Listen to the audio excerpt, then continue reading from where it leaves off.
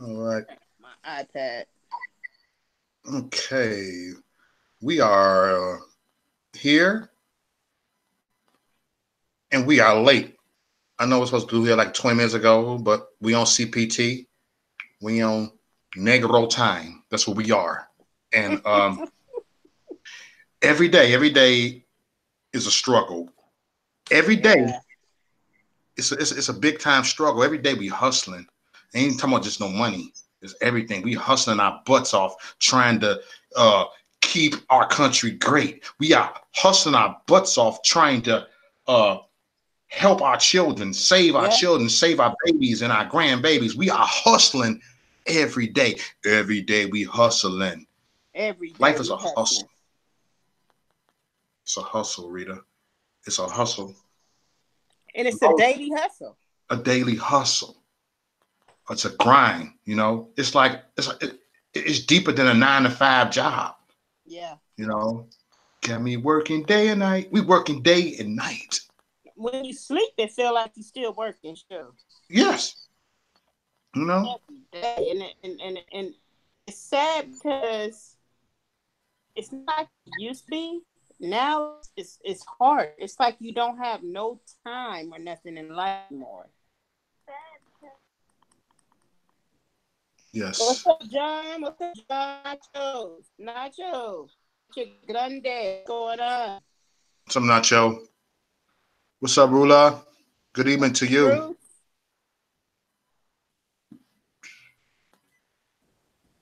Yeah, it's sad. I mean, I saw you yesterday. I wish I would have been there though. You was doing your thing yesterday. Proud of you how you handled that yesterday. That's good. Yeah, we I was surprised I handled it that way because the first thing I did, I said this, you know what? Because I always say I got to use the wisdom what I do. You be mindful. What we all do, we got to be mindful. And I looked at the Antifa yesterday. Believe it or not, I have interacted with Antifas, but not like the way I did yesterday.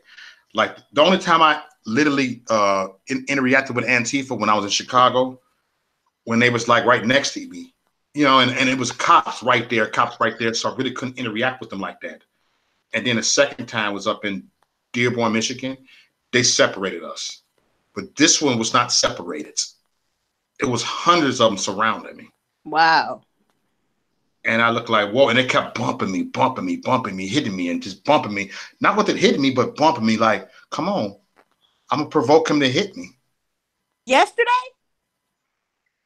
Yes, they was bumping. It was physically assaulting me yesterday. Ooh. I saw that Yep. woman. Oh, I saw because someone else. I guess they videotaped you talking and stuff, and I saw. I was like, wow. So you was out there by yourself yesterday. No, no, no. What happened is I was at I'm saying, the free speech rally yesterday, and I was one of the guest speakers, and one of them came and got me, and we went to Madison, went to the Capitol to speak. You know what I'm saying? So the speakers, we rolled together, and then they said our event don't start until like about 40 minutes. I said, okay. They said, don't fall into the commie, just stay by us. We don't, we got other stuff to do. I'm looking like this, yeah, yeah. You said stay by y'all. I said, damn. They all like, hey, hey, they all deep. I went over there myself. I ain't gonna lie. I went over there like, man, forget this, man. I'm walking like this. I ain't scared no Antifa. I You know, saw and I walked in there, they all like, I'm looking like this here. Keep America great. I'm real petty and stuff, and I'm looking like, and all of a sudden they bumping me like, boo, they putting their hands on me like, hold on. It was me and one of the other speakers. So he's a big YouTuber dude. He was there and he was holding the camera like we was having fun. Look, cause me and him are very petty. We holding the camera the same way. He on his side, I'm on my side. He's like, this is fun. Look, they bumping me, boo. I ain't like mad about it. I'm thinking it's funny they bumping me. Like, dang it. Why y'all bumping me for? See how they is? It didn't even offend me that they was bumping me. It was kind of like, oh, like really, yo. I'm right telling you, because you deep. showed how petty they were, ignorant they were, and Yeah. I'm like, thank God I wasn't there because God is still working on certain parts of me and dealing with you man. I salute you yesterday. I was tripping how the guy when they were saying, you said me?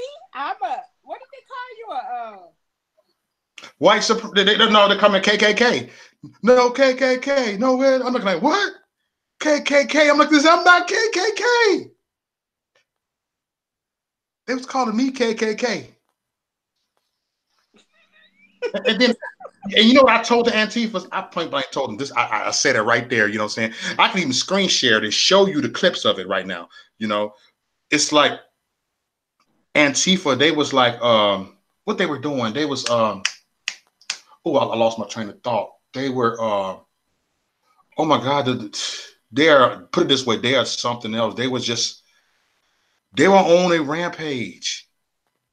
I never seen nothing like this. Oh yeah, I walked into the Antifa and I told them that why there no black people over there? Why there not one black person over there? They had not one black person in that march. I said, but you want to say that's white privileges? You making white privileges right here? That you ain't making. You ain't got no black member over there. I'm just saying, you know. And I told them, I said, y'all don't know nothing about the black community. So no, stop acting like you love us, Antifa. Stop acting like you love us. Why you over here? Won't you go ahead and talk to the black community then, Antifa? Now tell me this. I've never seen Antifa come to Compton. Of course. Of course. Of course. So maybe there's a KKKs because they never came to LA area, not in the LA area where it's bangers, where the gang bangers are. They don't come over there. Nope. Nah. Yep. Like I told them, I told them a couple of years ago, I said this, meet me on the west side of Chicago and on Madison Pulaski. I wear my Trump gear and you wear yours, and let's see who they gonna whoop. They ain't gonna touch me. They'll be trying to sell me loose cigarettes. Hey, loose squares, man. I got loose squares, man. I got this. And they don't even be caring about the political stuff, but they see y'all with all of them looking all goofy like that, they gonna whoop y'all ass. I know what I'm talking about. Oh yeah, they cannot, that's the thing, like where you from in Chicago and Compton, you will never see no Antifa. So that's what I don't get, where people condone this stupidity and this foolishness and they think that it's okay. We were just talking on my page about how people support everything that's against God and they think that they're on the right side. Then they go to church on Sunday.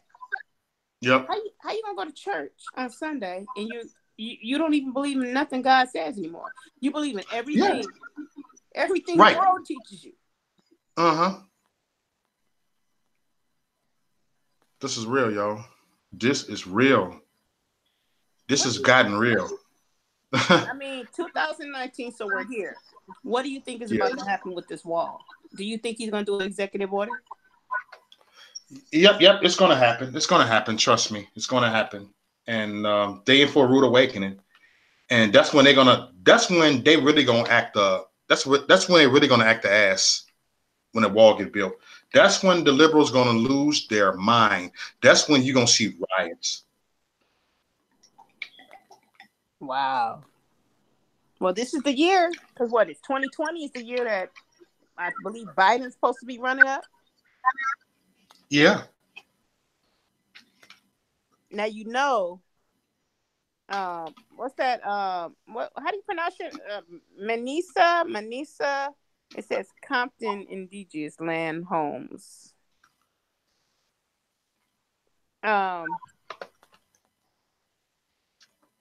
It's a trip how we're here, and I'm gonna tell you, they will vote Joe Biden. I'm gonna tell you, the people today, they will vote Joe Biden.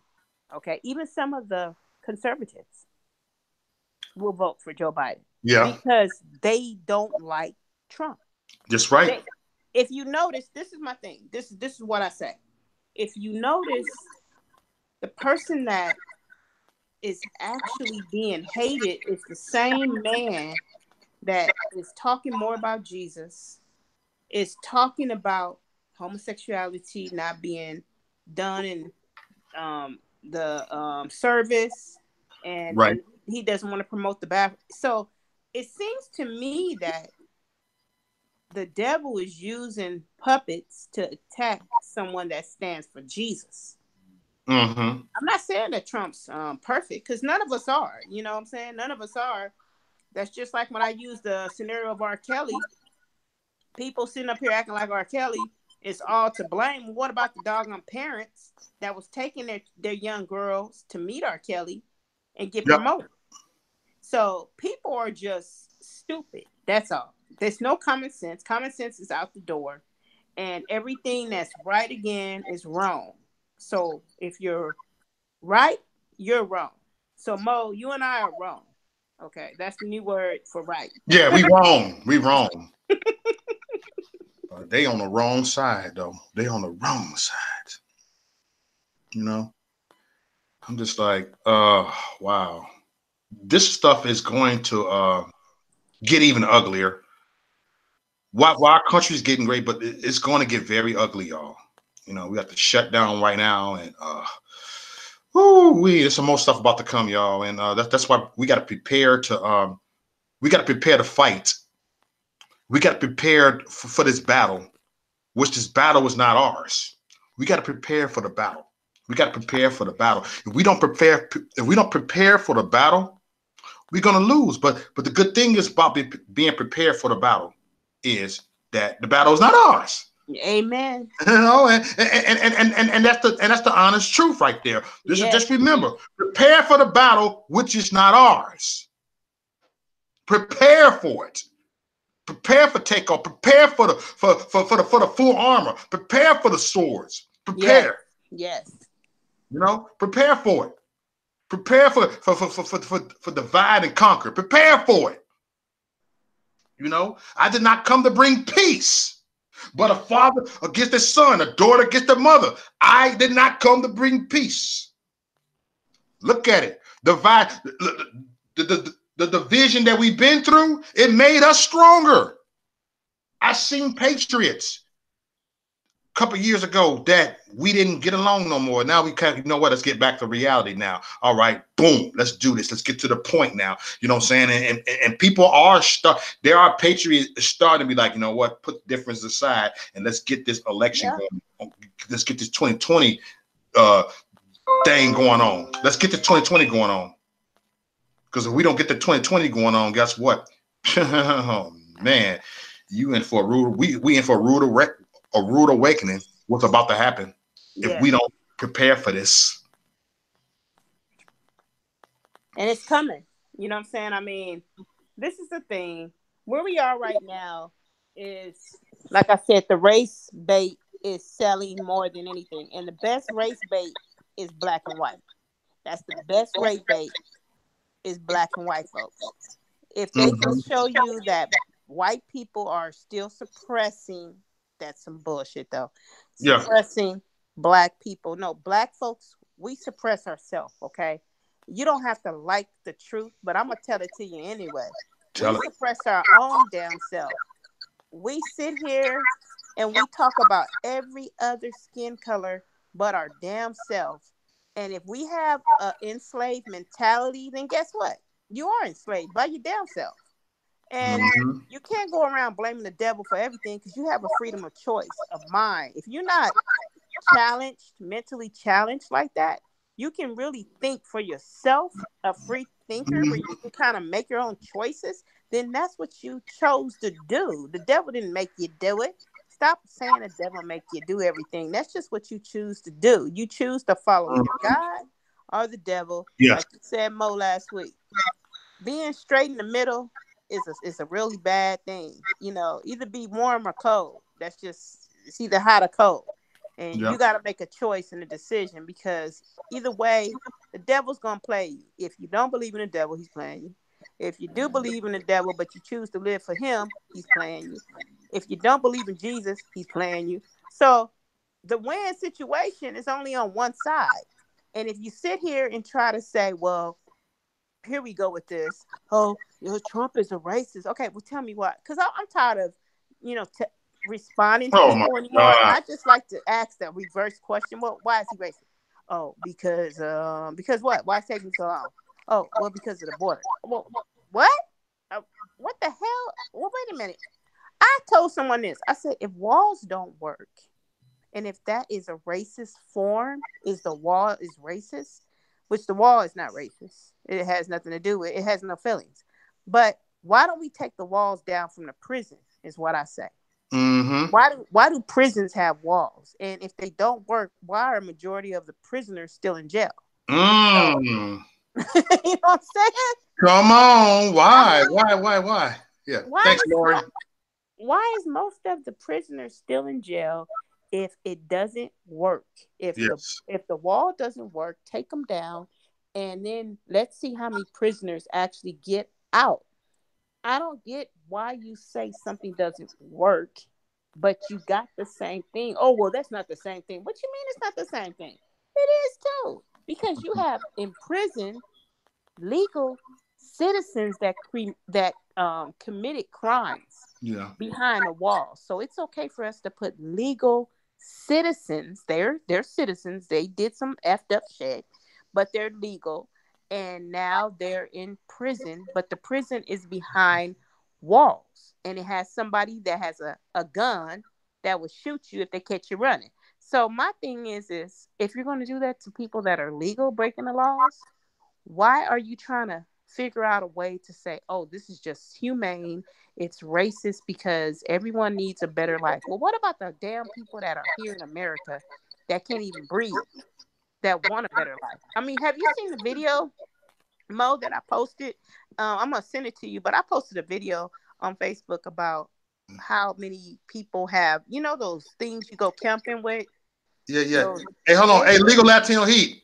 If you want to join, let me know. You said Q is fake. Hey, that's your opinion. You can go ahead and talk about it. Say Q is fake. Q, is that the one that was on here last week? Legal Latino Heat, yes. Latino. Come I on, want, Latino. I want them on here. Come on, Legal Latino Heat. Come on, call Get on on here. in. Tell us how you say Q is fake. Like, Is I that, don't care about Q. and how do you know what really is fake if you don't know what fake is? That's what I tell people sometimes. I mean, unless you are fake yourself, how you really know what fake is? All right, give me a second, Robert. I got your email slid in my text real quick. Go ahead. Oh, okay. You gonna get them on? Okay. You know. But yeah, everybody, good to see everybody. Happy New Year! I'm gonna say to everybody. Hey, Chrissy, how you doing? Good to see you. I know you don't call me no more. That you don't call me no more. I know, cause I'm black. I'm just throw the race. I'm gonna do the race bait. I'm just playing. But happy New Year to all of you guys. I'm glad that I see a lot of people. Bruce, Lori. I think I saw Gina earlier. I haven't seen you, Gina, on my Facebook page. I'm gonna have to get at you one day. But it's good to see all of you guys. But let's just try to promote love, love and some type of peace. And one thing I don't like is I don't like when people down talk somebody just because they're not like you. That's why when people tell me they don't like this, and even when I'm talking about, oh, the president, they'll say, oh, 45. Oh, what's a 40? I have a 45. You want to see my 45? Well, no, I'm talking about the president. Well, wait a minute. I thought you said you still talking about 45. Oh, he's number 45 president. I like to be stupid with people sometimes because that breaks me from getting to a stupid argument over something that is going to be a no-win situation. So why can't we just all, once again, get along, even if we don't agree, love one another, even if we don't agree, learn to love each other. That's the bottom line.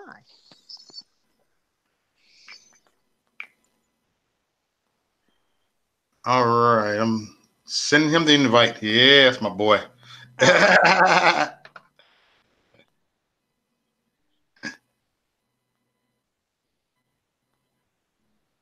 Oh, Matthew Kurt's coming on. Huh? Oh, I know. I saw Matthew. Not one thing Q predictions has really come actually true. Q fake news. All right. All right. Legal Latinos coming on. Yep, I just sent them an invite. Okay. All right, sent an invite. Legal Latino Heat. Well, anyway, while we waiting for him to come on, let me just go on and throw out there my Patriots. They did a good job today. Any of you Charger fans, I just wanted to let you know that I got my $700 today.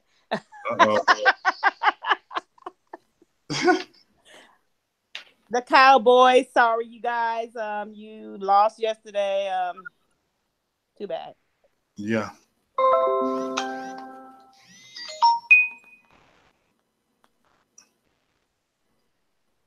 All right. All right, my bad, y'all. I get so distracted. Always. Okay, but anyway, y'all, it's. Oh my God, I was just tripping out like yesterday. It's like how these. I felt like yesterday that I was in the Return of the Living Dead, the Night of the Living Dead. I felt like I was in that type of zone right there. The people was literally walking like this. They was just like this, and I feel like, oh my God, it's like they walk in slow motion. And I was like, oh my, they couldn't hear you while you talk to them. That stuff is so demonic. Mm-hmm. I felt it while you was there. Oh my, I felt like, whoa, it's like I felt some chills go through my bone. I felt my bones kind of like, ooh, I never felt that way around so many people. You know, I never felt. I really never felt that way. I have been around Antifa, but it was like separated in Chicago because they wouldn't allow me to get to them. Dearborn, they wouldn't allow me to get to them. DC, I was in the belly right there. Hundreds of them came to me, and then I looked at Black Lives Matter. Not one of them was black. It's always like that. You know, it reminded me of the stuff, the organized stuff that they had up in the civil rights days, the civil rights stuff. It kind of reminded me of some stuff like that. And that civil rights stuff is a joke now. It's like, yeah. I mean, hell has always kind of been a joke. I mean, I think of stuff like that, like, oh, wow.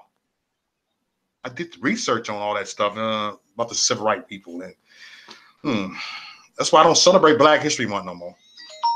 No, because Black people don't even celebrate each other, so they're too busy killing one another. What's up, Latino? What's up, How's brother? it going? How you doing? I'm good. I think I spoke to you before, huh?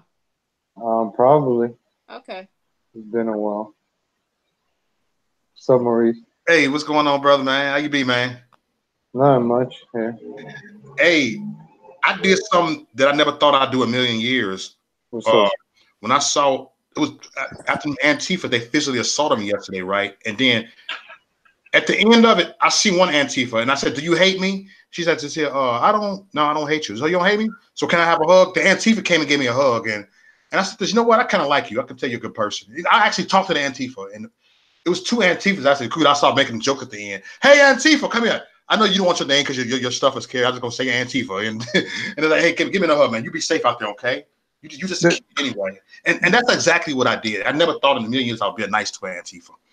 Dude, like I don't like the whole MAGA hat, right? It's, you know, like I wore it before the election when it made a point, but now people wear it just to incite violence or get into an issue to be the next viral video. I'm not saying everybody, but there's a selected few that do it to become victims so they could get GoFundMe money. So if you want to, like Antifa, if you leave them alone, you don't give them a reason to do something stupid. If they want to go block traffic, let them go block traffic. Let them look stupid, because you want the normal people to say, you know what, those people are crazy blocking traffic. You know, I'm trying to do this, but then if they see Trump supporters, or it only takes one Trump supporter to do one little mistake. One Antifa could beat the crap out of a black guy. 4 Antifas could beat the crap out of a black guy. They won't show that on the news. But one MAGA hat person says something wrong to a black person or a Jewish person, oh, forget it. All hell breaks loose. Yeah. Everybody's all over that. But, you know, that is true. That's why we cannot give them that one mistake. Let them look stupid. Fuck, let them look stupid. When the election time comes around, that's when we need to start doing rallies again and getting together. And you know, after the elections, I'm guilty of this. Everybody started doing their own little groups. And now, have you noticed that we're more divided now than we were in 2016? Yeah. Yeah. Because everybody's doing the little thing. My group, my GoFundMe, my Vimeo, my this, my that. See, at least Maurice, you give a platform to everybody. You know, the other people, I don't give a platform to that person because of this, and that. But Yeah. now we're very divided, very, very divided. And Trump 2020, we can say all we want. It's not, you know, it's we got to keep it real, you know, like. Yes, yes. Very true. Keep it so real, and I really want this wall to be built. You know, I really want him to drain the swamp and lock her up. But it's almost 2020. You know, we're what, 11 and a half months away from 2020. Mm-hmm. So do you think it's gonna happen, brother? Latino, Uh, you think it's gonna happen? Man, it's good. When it became January 1st, 2019, I was like, we're already 20. It's already 2019. We've been doing this since 2016. Almost 3 years. You know what I want to ask you guys? Someone made a good point to me. Yeah. They said the Republican, when he wanted it back then, even the Republicans was blocking him. So I'm like, is that true? They That have the their Republicans people. were blocking him from doing the wall back then, in the beginning of 17. Yeah, because Trump had the House and the Senate. He had both of them. Oh, Now he doesn't. He only has one, the Senate. He lost the House, so now it's going to get harder to get anything accomplished. He had everything in order, and he still couldn't get anything accomplished. So what makes people think that he's going to get something accomplished now? And we got to keep, like, if you watch the news now, you know, the Democrats and the Republicans are fighting each other about the wall, right? But Right. guess which one is the only bill they agreed on? There's only one bill that Republicans and Democrats agreed on last week. And if you look it up, you tell me which one it is, man. And I bet you the media's not even talking. There's only one bill that they agreed on. which one was it? Yeah. What's real? It had to do with Israel. Oh, yeah, I did see that. It's always with Israel. Everything is for Democrats and Republicans are always going to agree on a wall for Israel, sending them $38 billion, and we can't even criticize them now. It's going to be a new lawsuit. So, Man. but that's what we got to be paying attention about. Instead of us fighting each other, hey, let me go fight Antifa. Oh, let me go fight Maurice. Let me go fight this. You know, that's how they're dividing us. Yep. I never thought I would have been nice to an Antifa. I never thought a million years, you know. And I'm glad you were. I'm glad. It was good. I saw that Antifa, and I was like, "Why?" And we was just talking, like, "What the heck?" And then the other Antifa was all cool. I'm gonna tell you this was a classic moment. The other Antifa at the end, she's blowing a horn. I said, "Do you gotta blow that damn horn? Tell me why you blow that horn." And then she started laughing. All right, you wanna blow the horn? Give me a hug. She gave me another hug. We just talking, and I said, "All right, that's your horn. If you wanna blow that horn," she said, "I just want to stand up." I said, "You know what? If that's the way you feel, your heart in the right place. Good. All right, go ahead. All right, you good with me. I don't think you're a bad person. All right, you think I'm a bad person? All right." And we was all cool. So I'm actually gonna post a selfie that we took tomorrow. I'm gonna get some heat for some Trump. You already know this, Latino.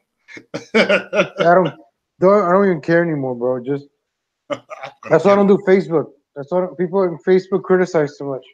Yep. He got a picture with an Antifa. He's Antifa now. Facebook is like church, you know. You go to church to hear about God and pray, not up to hear the latest gossip of who is who. Yeah. Not all Antifas are bad people. Nah. Just like all Republicans ain't good people either. Nope.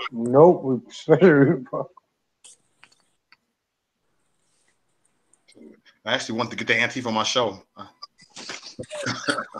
Oh, I like that. I would get on the platform. I said, "You can still cover your face. Let's talk." Cover your face. All right. She'd be like, "Yeah, resist." I go, "So why you always say resist?" I'd be getting a kick out of it. Ain't nothing gonna offend me. I can talk. I can have a conversation with anybody on this earth. Anybody. And that's a good thing, though. Because if you Yep. can't if you're not a people person, you will never reach anybody. I don't care what you're talking about. Mm-hmm.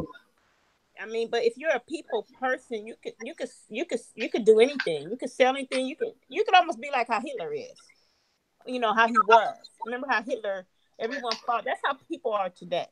They will Yep. follow a person as a leader, and because a lot of people are weak. But see, that's weak leadership. Yeah. But Hitler back then, he had all them people following him with no problem, just because they Yep. believed his way and his agenda. Yep. And to compare Trump to that's a disgrace. Trump ain't nothing like no Hitler. He's out here. Did you hear about the new? Remember the Amber Alert, right? Yeah. You heard about the new Ashanti Alert that he signed. The Ashanti alert. It's an Ashanti Alert. It's Okay. It was signed by a black family that I guess maybe they went to Trump or something, but it was a young black girl that was an adult and she was killed. It was, you know how they don't put no alerts out for people over 18. It's always the Amber Alert for children. But this is an Ashanti, like, almost like the singer's name Ashanti. It was a young black woman that was killed.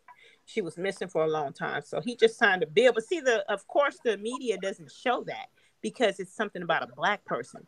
They want you to think he's racist. Oh, my goodness, this man is racist. And how would somebody racist do anything for a black person? I mean, not just one thing, not just two things, not just three things, but there's been 4 things that I can recall.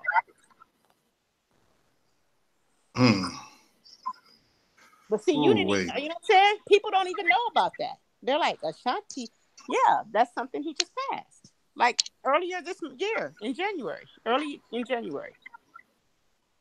Man. Some got to give. Some got to be done. Yeah. But these people don't see it. They don't see it. The only thing they see is that Aaron Cross. Yeah, he's not. I don't feel he's a racist. We throw that word around too much. That's one thing I notice is people throw racism around like candy right now because it sells. I wish I could make money on it. I'm telling you, racism sells like hotcakes. It does. It does. Race card. Like,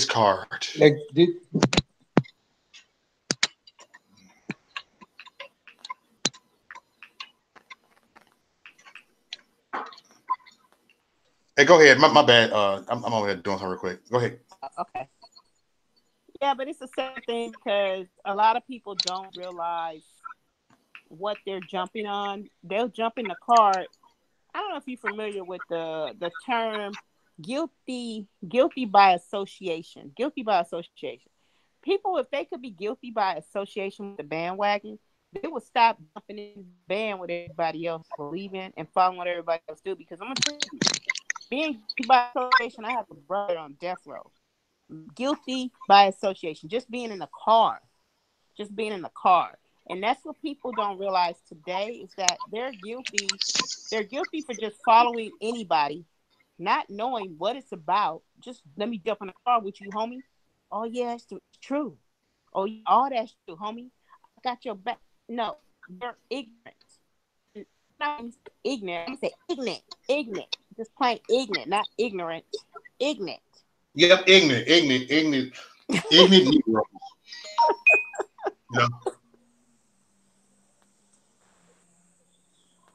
Ignorant Negro. It's sad because, like I tell people, debate. I'm not gonna. If I said I want the wall, why are you debating me about something that I said I want? If you don't want it, that's your problem.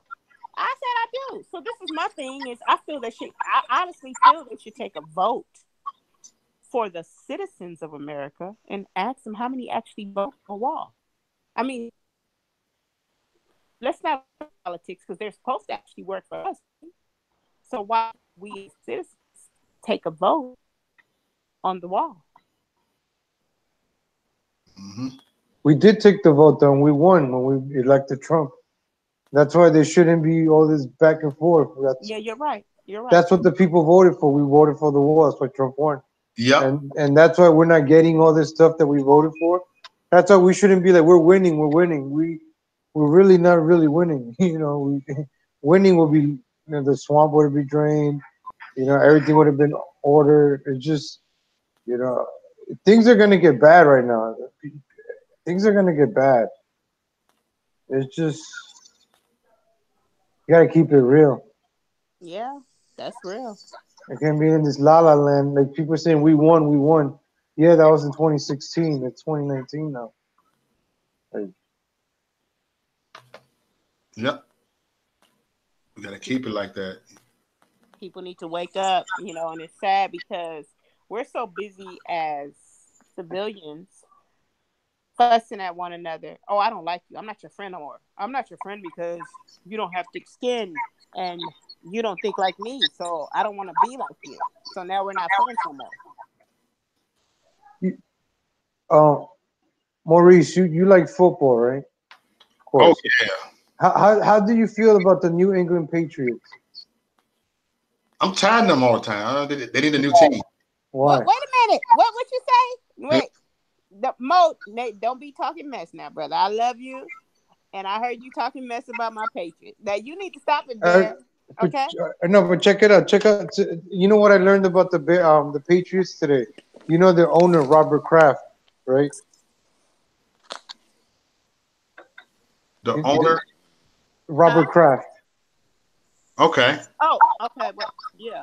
The owner of the Patriots. His name is Robert Kraft. Right. And he's very friends with Trump. He's best friends with like Trump. Tom Brady's best friends with Trump. All right. So you see, they're always winning the Patriots, correct? Okay. Today it was announced. Not always.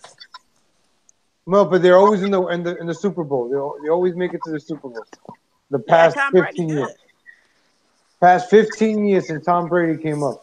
So Robert Kraft, they announced it during the game today that he won the 2018 Genesis Award. So that's like a Zionist award, like the top Israeli guy. So I just find it, that the Patriots always winning. It's correlation there. You know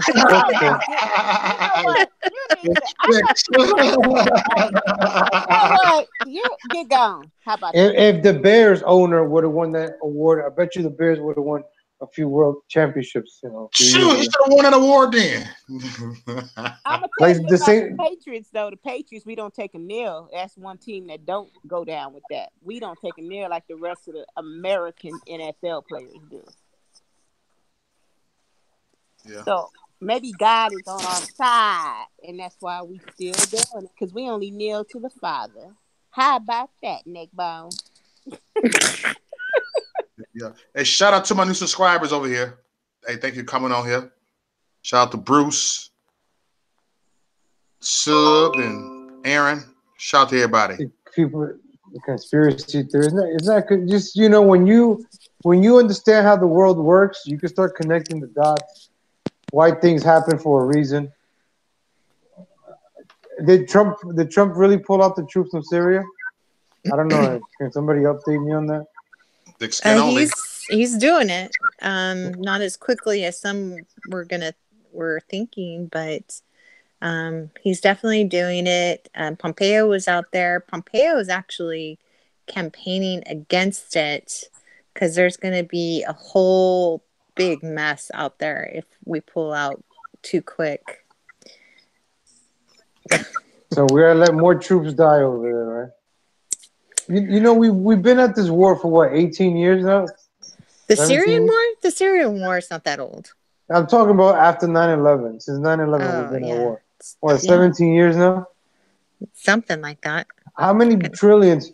Yeah, it's been what, like $6 trillion wasted on this war. $6 trillion. But yet we can't get $5 billion for a wall. Exactly. Now you know where all the money is going to. Why is all our money going to the Middle East? Why? Because wars make money. Exactly. But who starts these wars? Who wants these wars? The globalists. And who are these globalists? I know where you're trying to do. I'm not trying to. It goes straight to where it's supposed to be. Oh, You know, yeah, you to follow the Rothschilds, to the Soros, to all of them. That little whole circle. Soros. Everybody keeps saying there's more people worse than Soros. Soros is nobody. I think Soros is just the spokesman for the whole group. That's it. That's all he is. He's supervisor. He's just there. I don't even. I think he's He's not even the richest. He's probably like number 100 on the list. probably. He's just the one that's gonna take the blame for everything. That's all. That's his job. The scapegoat. He's just a little bit. But his sons. It's not Soros that scares me. It's his sons. But the thing about Soros, he's more. He's more visual about it. He's out there a lot more. You know, he's backing up Cortez, and he's, you know. You guys are gonna let Cortez win because you guys can't stop talking about him. like I didn't even know too much about her until everybody started posting memes. And she's not a bad looking girl. No, she's very pretty. Cortez. Yeah, she's very pretty. She's just stupid. You think we care? She's stupid. We're like, I don't care what you say. It's just like we're giving her too much attention, like Trump. Trump got a lot of free publicity. We're giving her too much free publicity.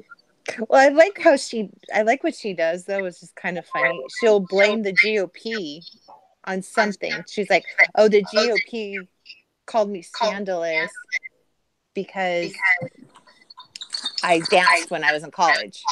Yeah, because the dancing video wasn't that bad. She didn't do nothing bad. The GOP didn't leak that. She leaked that. Cute. But the people fall for the trap. You can't fall for the trap. That's why I was like, just ignore it. Ignore them. Just like Antifa rally, ignore them. Doesn't mean we gotta, let me go put on my big glasses and MAGA hat and go protest Antifa and get arrested. And, But why would you get arrested if you're protesting something that you stand for, though? I mean, it's freedom of speech in America. It might be an altercation. You might bump into a cop. You swinging elbows. You hit the wrong person. That's what these, the rallies. I've been to them. That's why. Well, that's why they don't come to Compton, California, because I'm gonna tell you right now. I've never seen a rally in Compton. Not that rally. Not that. It's always in Palos Verdes, Sacramento City Hall, LAPD headquarters in LA. I heard somebody started a GoFundMe to send bricks to Nancy and Chuck Schumer. Everybody wants to GoFundMe to take money. But I think that's a funny idea, though. Come on, though. Yeah, it's like the latter one. To send bricks to them. I think that'd be hilarious. You just show up in their offices with a pallet of bricks. The thing is, are they going to fall through? What do you mean? Are they going to fall through and buy bricks and actually bring it? Oh, I don't know. But I think it's a cool idea. Cool idea, huh? Let's put it this way. I didn't send him any of my money. I bet you know what? I'm going to steal that idea and I'll do it myself and then I'll ask for donations. I'll take out a loan. How much do bricks cost? I'll spend $1,000 on bricks. Then I'll post a GoFundMe to reimburse me. And I'll probably make like $100,000 just, for investing my own money. But people don't think. People want to beg for money first. And then, like what, I had a GoFundMe in the beginning when I first started doing this because I lost my job and I went to college. People invested money in me. Like I see people like that, ask for money, but they don't invest it. They don't buy better cameras. They don't buy better equipment. Like when I used to do this, I used to get money and I actually invested. I bought a little thing. I put back in your product. Like you see Mo every time he does a new content, new camera, new setup, and that's what you got to do. If people invest in you, you give something back to the people. Yep. Like whenever somebody gave me something, like people donated like gavels, like some of the props that I have, the hats, like this hat, it was a gift. People help me out. I show it. Yeah. And I just want to say that to like if you're asking for people's help, just return the favor, just return it 100 times more. And like give a great content. So I love that idea. like Mo gives good content because he gives a free speech platform from different people. Yeah. Did you all hear? Did you hear about the tweet that our president did about Elizabeth Warren? He tweeted. He goes, "If Elizabeth Warren offered to buy refer to me by Pocahontas, did this commercial in front Bighorn or Wounded Knee instead of her kitchen with her husband dressed in full Indian garb, it would have been a smash." Yeah.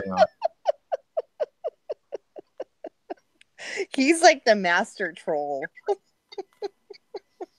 No, I could be Trump ever. Huh? I could be Trump ever. You know how many shows I've gone on in this whole week? Like I go on YouTube's and I go on different YouTube shows. Like that's Look, I'm gonna end up like this. You know what I told people? They think I'm bullshitting when I said this. I say this. I'm not gonna be on. I'm gonna be on YouTube forever. They're gonna eventually catch on me and knock me off of here too. I'm gonna be all up on other people. Like I'm gonna be the guest on everybody's stuff. Like they shut me down. Well, there's other platforms too. It's not the same though. Like YouTube. Yeah, true. Now YouTube Live is better than Facebook Live. It's more like I deleted my Facebook. I only have a troll account. You can't put your personal information on. I know it's too late for most people. And the worst thing people could do is post pictures of their kids online. There's a lot of pedophiles out there. Yep. Like you ever notice like a 13-year-old girl will have 100,000 followers? Always. Look at every 14-year-old, and I bet you 98,000 of them are pedophiles. I'm telling you, how the hell a 13-year-old girl, 12-year-old girl on Instagram has more followers than a celebrity? Get the hell out of here. There's a lot of sick people out there. There is, and they're trying to normalize it. That's the They are already the crazy part. That's what happened with the LGBTQ community. You could be gay, go ahead, be gay, but now you're allowing all this freedom and baking the cake. And people thought that baking the cake. What was that? 2006? Yeah, almost 10 years ago. And people thought it was no big deal. Look where that big deal got us now. Well, look at that one kid, Desmond Amazing or something like that. That poor kid. He's been doing this for 3 years, and now you guys are finding out about it. He's been doing this since 2016. Like when Pizzagate was out, I already knew about that guy. But we're so distracted on this Russia stuff, and then nobody talks about this stuff. That's why when I watch Fox now, I never watch it, but when I used to watch it, Fox News is always talking the counterpoint of CNN. Yeah. So it's a 3-ring media circus. Like people watch this circus, and you just like Russia. Nobody talks about Russia anymore, right? It doesn't matter anymore. Nope. Most of the news you watch, it doesn't matter. It won't matter in a couple of weeks. So I'm gonna tell you about, like you were saying about how people, they do their thing, they believe the way they want to. But see, the thing with a lot of the world today is, I'm gonna talk about these weak-kneed Christians, these weak-kneed preachers, these weak-kneed ministers, these so-called prophets, this so-called apostle. They so worried about their titles that they're not worried about preaching the truth from Jesus Christ.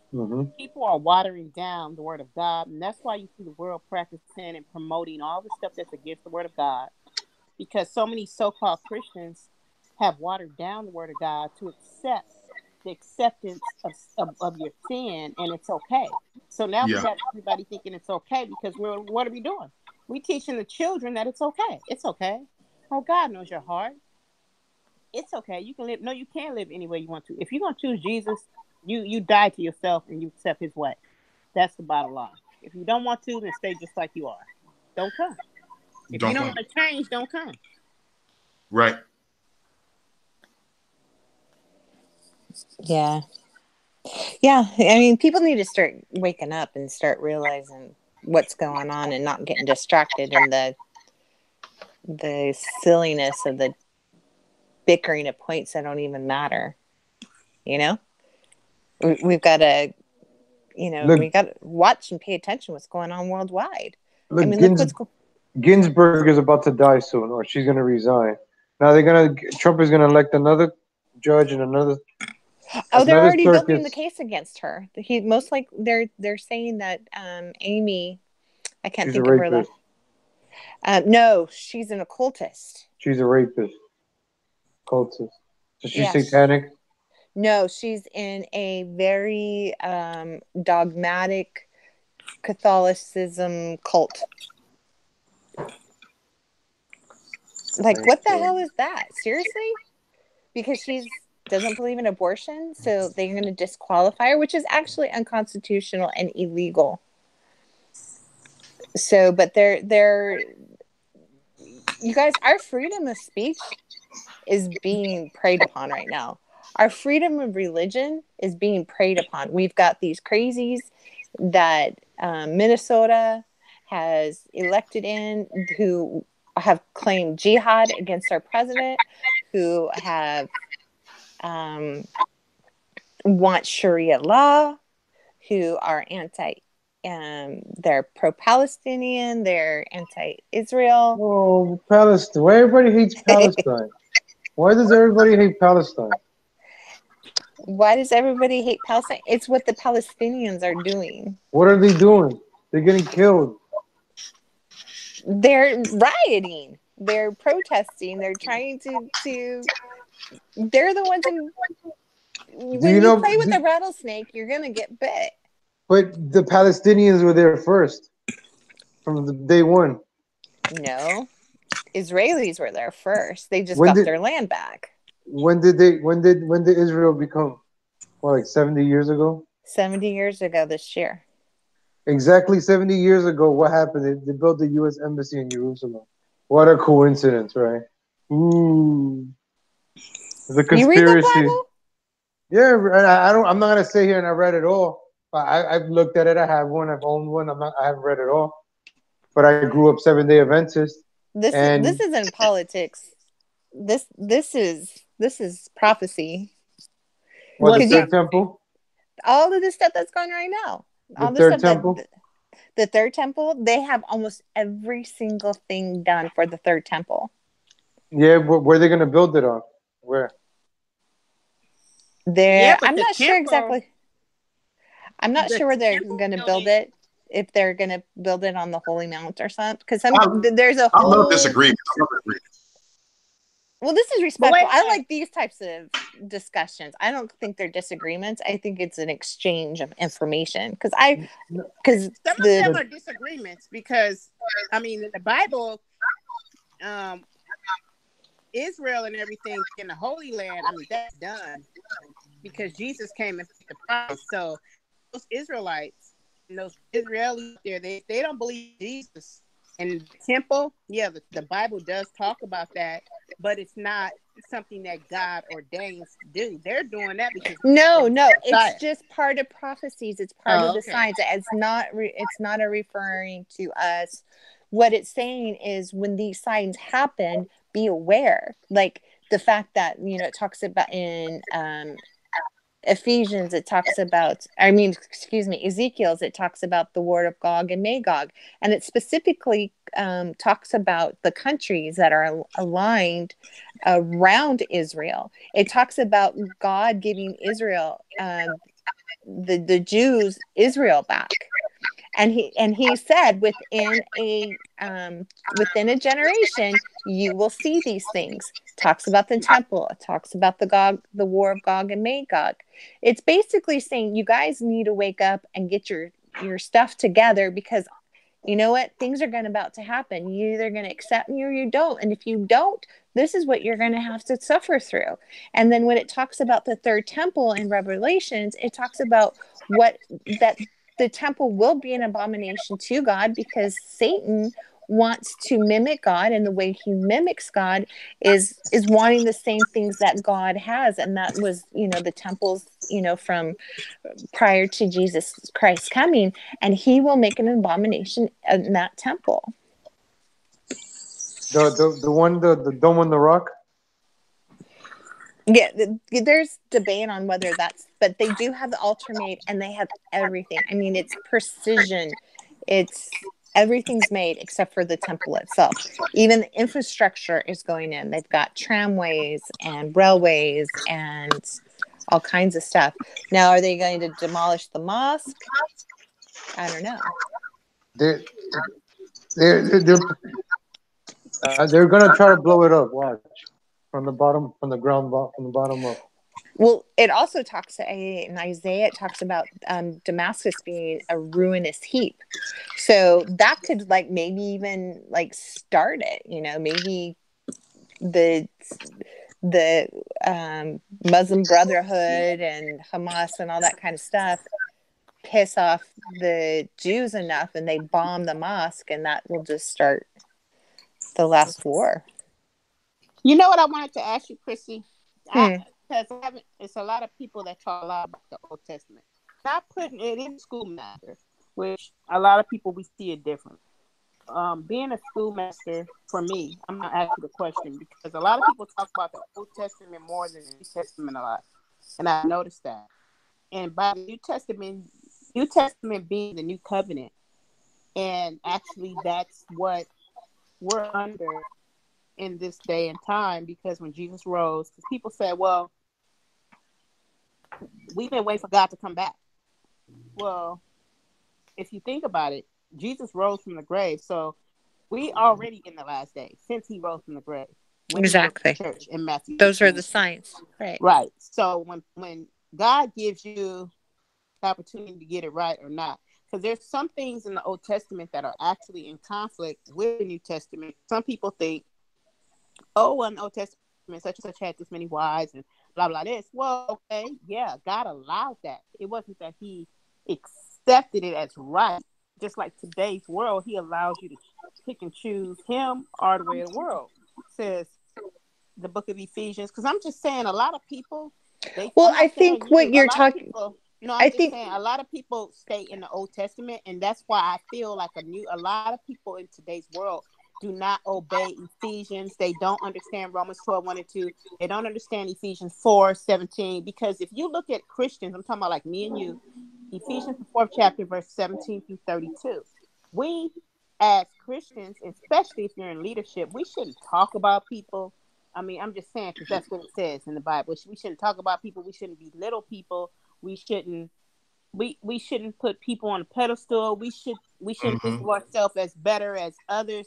And as Christians, that we can't teach the word if we're not living the word, is basically what I'm saying. Because today's world, people can sit here and talk professional, be savvy in the word and all that, but they're not living it. Like, I'm not saying you. I'm bringing this up because I had this debate with somebody, and I'm like, look, dude. You get tired of being professional. Look at this. I ain't being professional tonight. Look, I got my bloodline. I mean, right. Well, it's not being professional. It's just being loving and Christian. I mean, she's my sister, and I love her, and we that's how we grow. I mean, she's got some questions, and to me, it's not just I love her. And she's not coming to me in anger. She's not coming to me she's not on here to try to belittle me or anything like that. She's just... Oh, no, me, I'm not. I'm just saying I had this discussion with someone. And what I'm saying is I'm throwing out there because I see Christians, and I'm just having a discussion with you because you're a Christian. You're a woman, and this person I talked to was a woman. And my thing is this, everyone wants to be about, I'm an apostle. You're an apostle. Dude, stop lying. You're not an apostle. Apostle be dead. How old are you right now? 1,000 years old? Because to be an apostle, you have to witness Jesus Christ. So I'm just using as an example how Christians try to be so swaggy and talking the word and knowing the word, but they're actually ignorant to the word because they're not living the word. So if you're not living the word, how you teach someone because the Bible says that you have hung yourself by a milestone and taught someone misled them.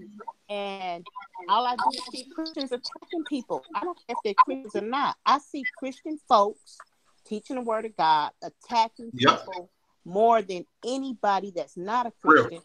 And we're losing souls from Jesus because we're teaching a false sermon. We're giving a fakeness, and we're here looking like nobody. Forgive me, Lord. I'll say this a lot. If talk can belittle anybody, because I'm gonna tell you, I ain't nobody better than nobody else. Every last one of us on this YouTube station and everywhere else is pure dirt until Jesus came and made us something.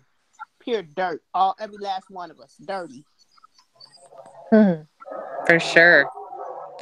No, I think what happens is, I mean, just because, yes, the part that we need to understand and the part that saves us and people need to be familiar with the most is the New Testament, but doesn't make the Old Testament irrelevant, because the Bible, New and Old, those are God's words. And just because something doesn't apply today, you know, like the several wives, there was a reason for that. There were several wives in order to populate the world, you know, but we don't need that now. And so, you know, then it's written later, you know, a man and a woman and, you know, yada, yada, yada.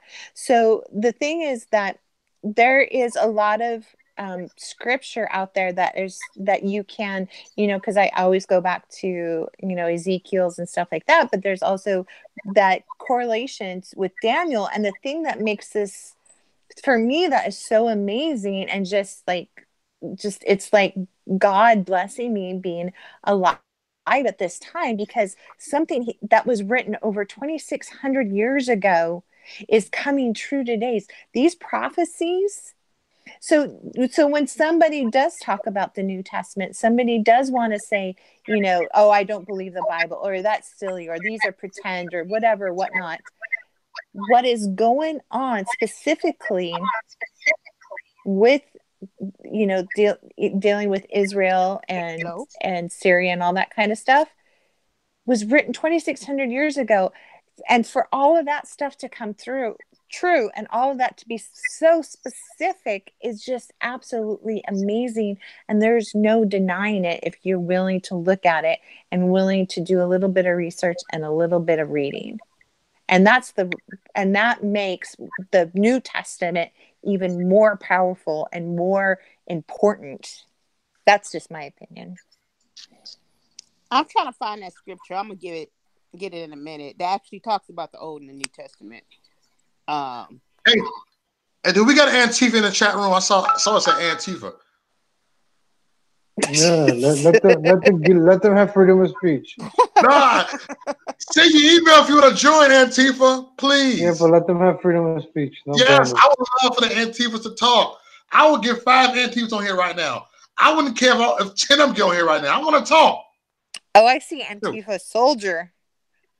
Come on, send your email. Soldier. You want to join Antifa? We love you. It's his, what is that? His name right here. There you go. Hey, Father Menace. It said Antifa soldier. He got his middle finger right here. Antifa soldier right here. You got Antifa. Convert. You bring them on. Hey, send your email if you want to come on here, Antifa. Please, we won't bully you. I found it, Christy. It was actually Jeremiah 31:31. It says, "The day is coming, says the Lord, when I will make a new covenant with the people of Israel and Judah."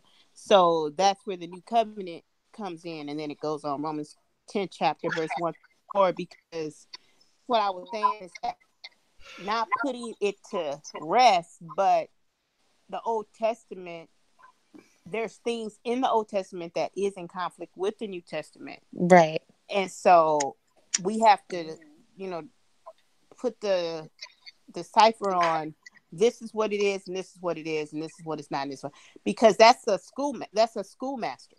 The Old Testament is a schoolmaster, because we're not stoned anymore. I mean, we still throw stones at people. Right. We're not stoned anymore. You know, no one's going through those things in those days. And when God had spoke, you know, Jeremiah 31:31, the days are coming, declares the Lord, when I will make a new covenant. And Right. that's the new covenant, which is the New Testament. So that does show people that the new covenant that's the way of the lifestyle that we're to live, because we go back for reference and we look at a reference, like say, like just using Black history. So Black history, you have where Black people go back and look at the slaves and stuff like that. It's a history. So it's almost like the Old Testament is like a history as well, because people are using the Old Testament to validate why they do what they're doing, when that's not what the Bible says in the New Testament. It says clearly, Romans 12:1-2, that you are. But we're not under the old law no more. No. And that's not what I'm talking about. I'm just talking about the prophecies that were written and how they're coming true today, like specifically. It talks about the specific countries. It talks about Gomer, which is Turkey. It talks about Persia, which is Iran. It talks about Syria. It talks about Russia. Specifically, it talks about these specific countries coming together to make Magog. And I truly believe that Gog is Putin. And the title of God, it refers to somebody who is a leader, like a war leader and a political head.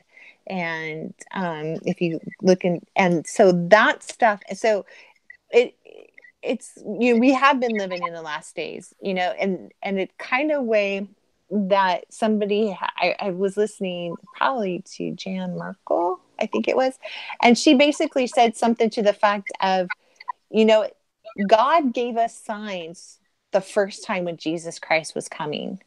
And the Jews rejected him. They rejected his word. They rejected Christ. They crucified him. So basically he's saying, I'm going to give you another chance. Here you go. And we know that they're not going to take it, but he's still giving them signs. He's giving them, the time is coming close. The birthing pains are here. Right. So it's not just Ezekiel's, it's like I said, it's Revelations, it's Daniel, it's Isaiah, it's all of these that talk about, we're not in the last days anymore. We are in the last seconds. We are in the last hours. It's coming so close. We won't know the day. We cannot. If there's anybody out there, you're listening to you saying, "Oh, it's going to," because we have new blood moons coming out, and the Revelation talks about the blood moons. No, you can't. Not even Jesus knows the day. The angels don't know the day. Only God knows the day when it is going to happen. Amen. And so if any preacher or anybody is out there prophesizing and telling you it's going to be between this day and this, we know the season, and blessed are the watchmen, but nobody knows. But these things are coming true, and it's getting closer. I mean, if you read Revelations, like when I was a child, years ago, none of it made sense. Like, how could the Antichrist talk to everybody at one time? Now it's not impossible. I've lived in third world countries. Even in the darkest, remotest villages, everybody's got a cell phone with Wi-Fi. They don't have a house. They don't have a car. They don't have a kitchen. They don't have a bathroom. But they have a cell phone with Wi-Fi on it, with an internet connection. So it's pretty crazy. But now those things are possible. The sign of the beast, the numbering of the beast, it's possible. Everybody thinks it's 666. It's probably a 6 numbers, like a social security number. There. A lot of these things that seemed very odd and very weird 20 years ago are not very odd anymore. They're not very strange. Knowledge has increased. You can find out anything you want. Anybody can now. Let me ask each and one of y'all on here right now. What are y'all predictions? I say predictions. So I want to be like a psychic or nothing. But what do y'all take in the next 2 years? How this country is going to be? You think it's going to be way steps ahead, or it's going to be some steps back? I mean, do you see a the World War III like really expanding up here? I mean, legal Latino heat. What's your take on that? Legal. World War III will happen after Trump's re-election. Trump is not going to do it when he's now before an election year. It's going to happen after the election. That's when you become a lame duck president. You could do whatever you want, and it doesn't matter. You're not going for election again. So if there's going to be a war, it's going to happen. When he's re-elected or whatever next president happens. Okay. But right now, right now he's going to say he's going to take out the troops. That's what I'm asking. That's what I asked about. Is he taking out the troops? Because this is the second time it happens. He did it again. He did it before, and then there was a chemical gas attack, right? Assad chemical gas attack, and then it was then released that it was a fake news. Yeah. So Trump sent missiles over fake news. So now they're gonna come up with an excuse to keep the troops in Syria and throughout the Middle East. How come the troops are in the Middle East, and how come the troops are not in our borders? Have you ever thought about that? Exactly. Like we have all this technology. We got drones, fucking bombing guys in caves and killing babies and innocent people in Syria and all these other places. Yet you can't have a drone flying the border up and down. You don't even need a war. I think they were talking about Techno Valley. How come they didn't even think about this already though? Have drones flying around and even if it'll scare people. Send a heat warning. Oh, look, we have people running up this way. It'll give Border Patrol heads up. They can move in, and but we trying to spend those $20 million right there that you guys raised on GoFundMe. Buy some drones. Something, some heat sensors or something. I don't know. Give it to a startup that does drones and could create something like that. But people, we get stuck on a wall. We get stuck on now it's metal beams. You saw Trump said, "Build the wall." I didn't say build the beams. Build the beams. So how are we downgrading now to beams? What happened to the wall? All these nice memes with Trump and the wall. Oh, build the wall. All those songs, right? That Jeremy Harrell, which one is it? Bill 23. That song is fake now. Yeah, That's my jam, and now you gotta change it. Build the beams, 20 feet, 30 feet, not too tall. Build the beams. You gotta change it now.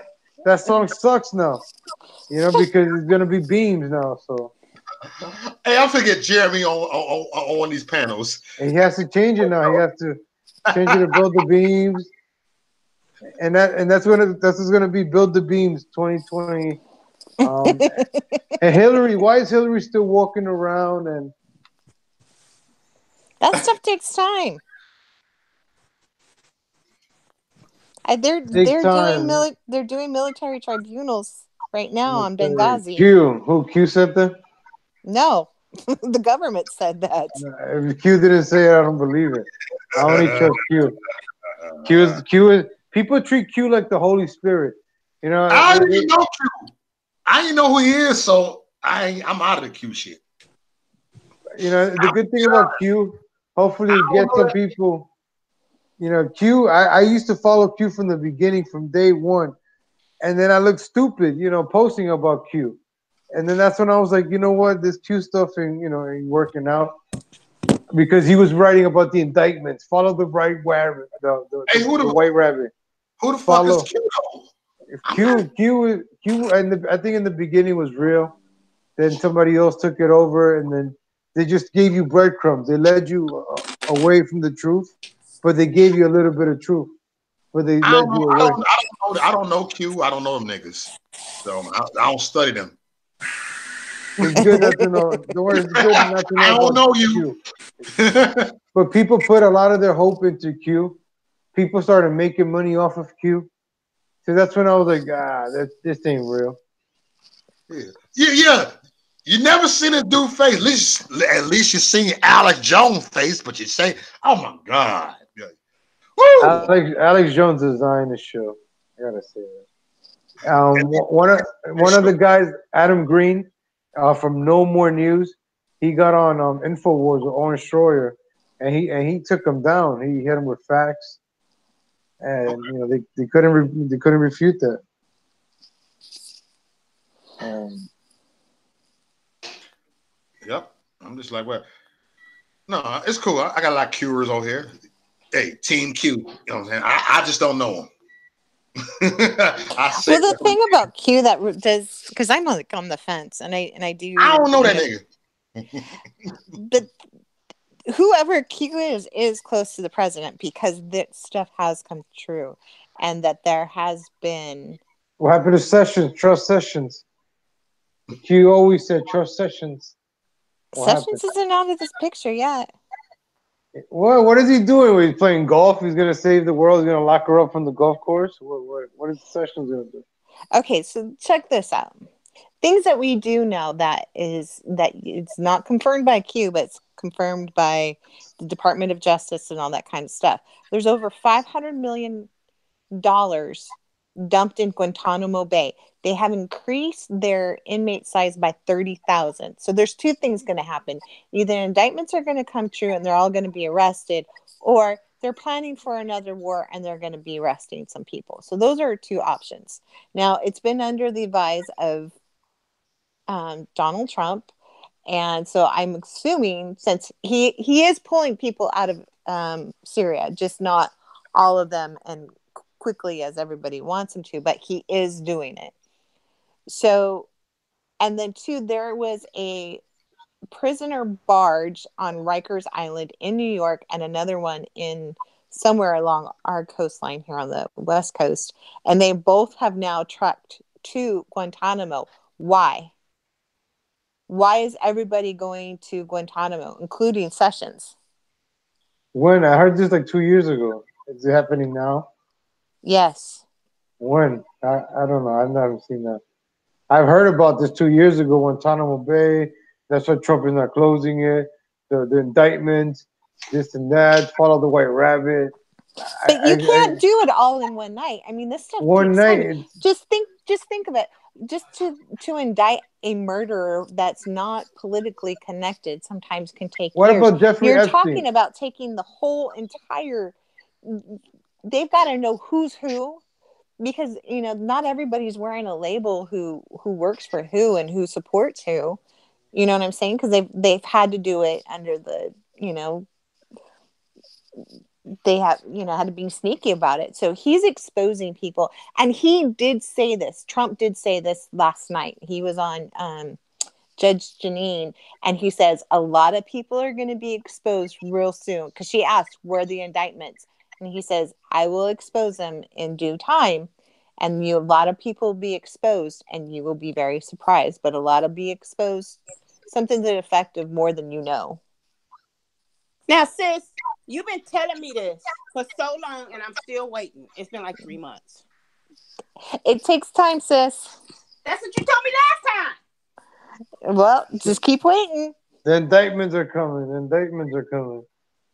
Follow the White Rabbit. Well, you know I don't know about no White Rabbit, but I believe the indictments are coming. I follow the storm. I'm waiting for the storm. I've been outside with this raincoat since I don't know when. Follow the storm.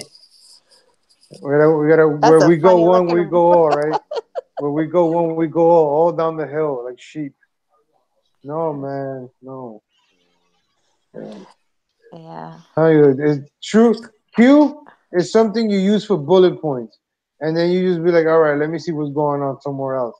Don't just like, okay, I'm gonna follow Q. No. See, that's what I do. That's how I watch Q video. I watch Q videos, right? And I watch it for my educational purposes. I don't watch Q videos for hope and change and progress and forward and make America great again. Q. I don't watch Q for this guy. Hold on. They're always popping up now. Every it's like I follow like 3 of them. They're always popping out like every day. Q new updates. Where's my YouTube channel? See, I watched Praying Medic, In Pursuit of Truth, and a couple others, but those are my space something. See, you just mentioned 3 that I don't know, and I'm gonna mention 3 that I know. So look how many Q people are talking on YouTube about it for views and ratings and shekels. You guys should check out No More News. Definitely a channel. Yeah, I checked out No More News, and then I checked out there was Blackstone Intelligence. Yeah, I don't like him. Sorry. Well, he's good. All right, because he criticizes Trump, right? No, that's not it. You don't like nobody. No, he criticizes I like Trump. You, Mo. I like Blackstone and I love my listen, sister. You something. Phony. No, listen. Blackstone Intelligence, right? He was criticizing Trump before the election, and he used to get me mad. Like, I was a huge Trump, yeah. He used to get me mad when he was criticizing Trump, and I didn't stop listening to him. Like, damn, this guy is pissing me off. But I kept listening to it, and then the stuff that he said before the election happened. He was right. And now I listen to him like, wow, I gotta listen to this guy because he pointed his stuff out. He's like, Trump is gonna get Sheldon Adelson around him, all Wilbur Ross, all the Jewish bankers that bailed him out when we went bankrupt in the 1990s. You got to make those connections, folks. Sheldon Adelson, he's the one that he's the head of I forgot what he's the head of, but he bailed Trump out in the 1990s when he was in trouble in Atlantic City. So he gave Trump the second win that he needed. He bailed him out. So now Trump is returning the favor. He was there with Kushner. Another thing, do you guys really think Ivanka Trump loves Jared Kushner? Because Trump has said Tom Brady could have been my son-in-law. And you don't think that Trump would have preferred Tom Brady being with Ivanka Trump instead of with Jared Kushner? Jared Kushner kind of scares me. And Omarosa, you could say what you guys want about Omarosa, but I believe her on this. You can look this up. She said that Trump said that she thought Jared Kushner was gay from the beginning. So him saying that he would have preferred her being with Tom Brady, I would prefer Tom Brady being Trump's son-in-law than Kushner. But Kushner has connections. His father's a crook. His father's a criminal. This is good, y'all. And you guys look it up. And Kushner owns the 666 building, and Kushner has a lot of influence on Trump. You know what they have in that building? The RFID chip on the 13th floor. Mm-hmm. See, I Q didn't tell me that, right? Did Q tell you guys that? No. See, Q gotta let you guys know about that. Just because I listen to Q doesn't mean that's the only information I get. I know. I'm glad you expand. That's why we have these conversations and we expand knowledge. That's why I'm gonna check out these other Q channels. I listen to Q stuff because I want to see what they're talking about. What's going on? What white rabbit is this time? No, yeah. Check out Praying Medic and then In Pursuit of Truth, and he goes by iPod.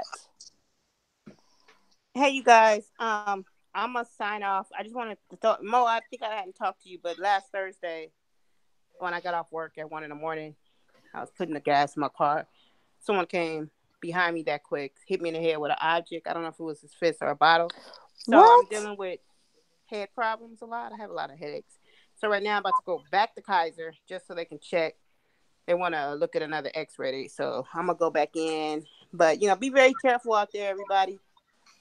In spite of everything that's going on. That's a good thing I didn't have my gun on me. Because everybody's like, you had your gun on your hip? It's good I didn't. Because he hit me and he took a bag I had with some juice in it. So. Damn, I got to get down to Compton with you. That sounds like it's like fun out there. Oh, yeah, you'll have fun out here. Trust me. I got to be out there. I don't like the rowdiness out there. That's what I do in the hood. The hood. Because I have tolerance for it because I know how to talk to the black community. And they need you out here like that. For real. No, I will. I'm not scared of Compton. Nah, I'm waiting for you to come. Just tell me the date. We'll plan to take it. I'll let you know. I'm going to tell them all my Chicago stories. Yes, and we're going to get you on the street.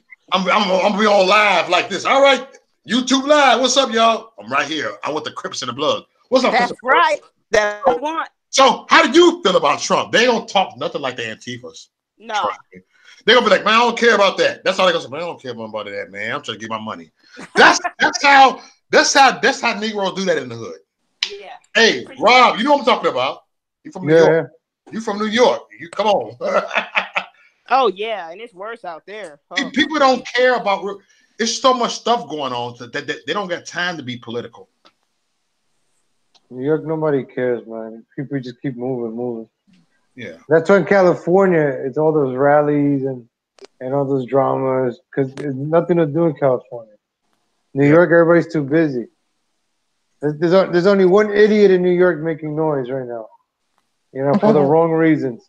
And the reasons I warned everybody about, like, he's going to make Trump supporters look bad. That is his purpose, is to make Trump supporters look bad. So, falling in front of the White House, on your ass. It's very MAGA. Yeah, MAGA. Good job, dude. Good job. Looking foolish.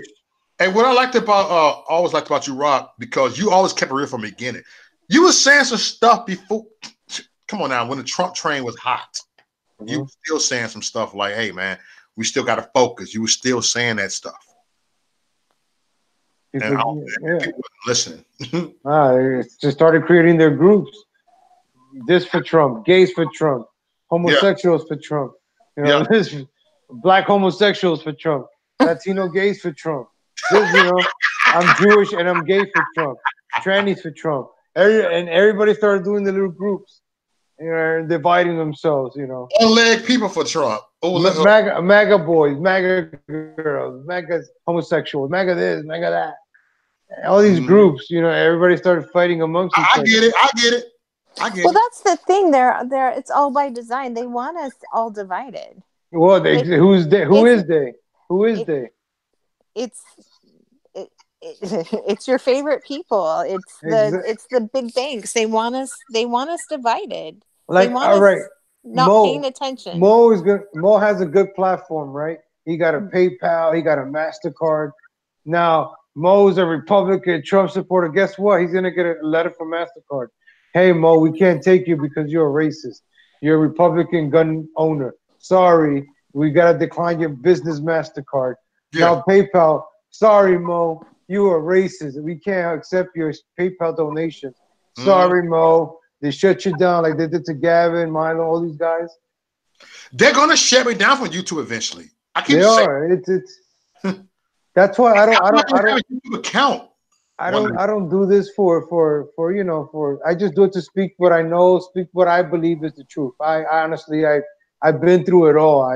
Dude, I remember the last interview we did. I still actually got it on my YouTube. I downloaded it. No, I did. It's still on my public figure page because you was a guest on there. You said, Mo, I'm done.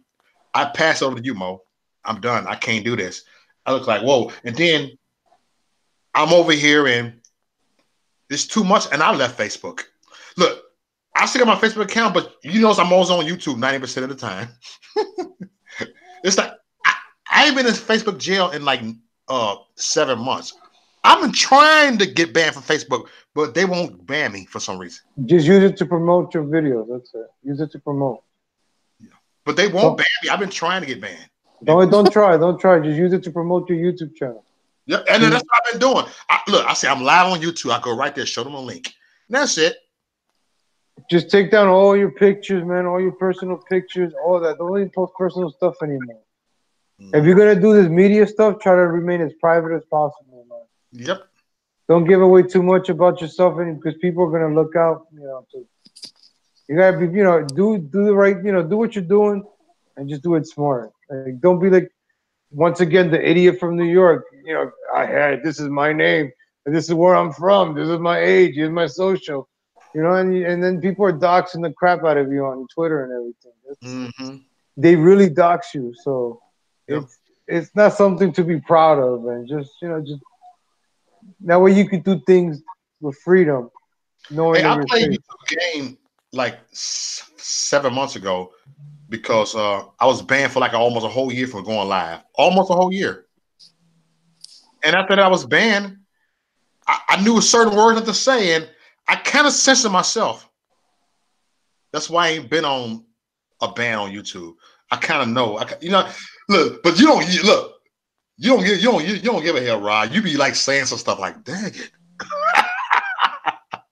I got banned again for a training meme. So now I know you really can't touch the LGBTQ, and I tried it. Right. I was posting a lot of posts. I was posting a lot of pro gay stuff when I got out of jail. It wasn't reported. But the first anti-gay post that I made, which was a meme, it was them really making fun of trannies.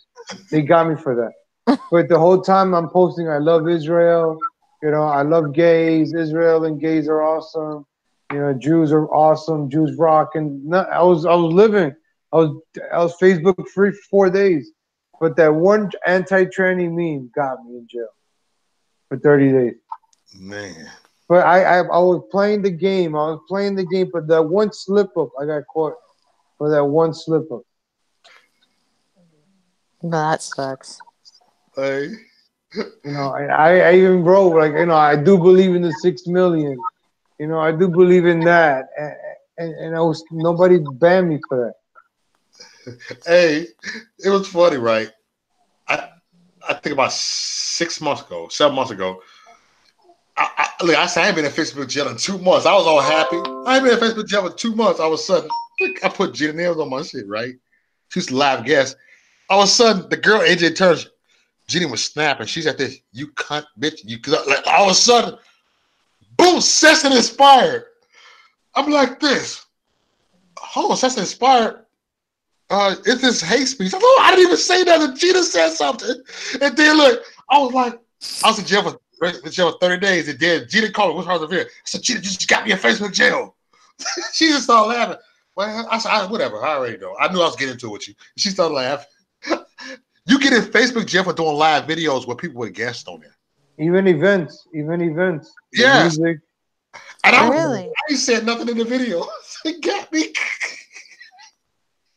That's such malarkey. Even YouTube too. That's why I got my other channel for 90. I got 2 of my channels.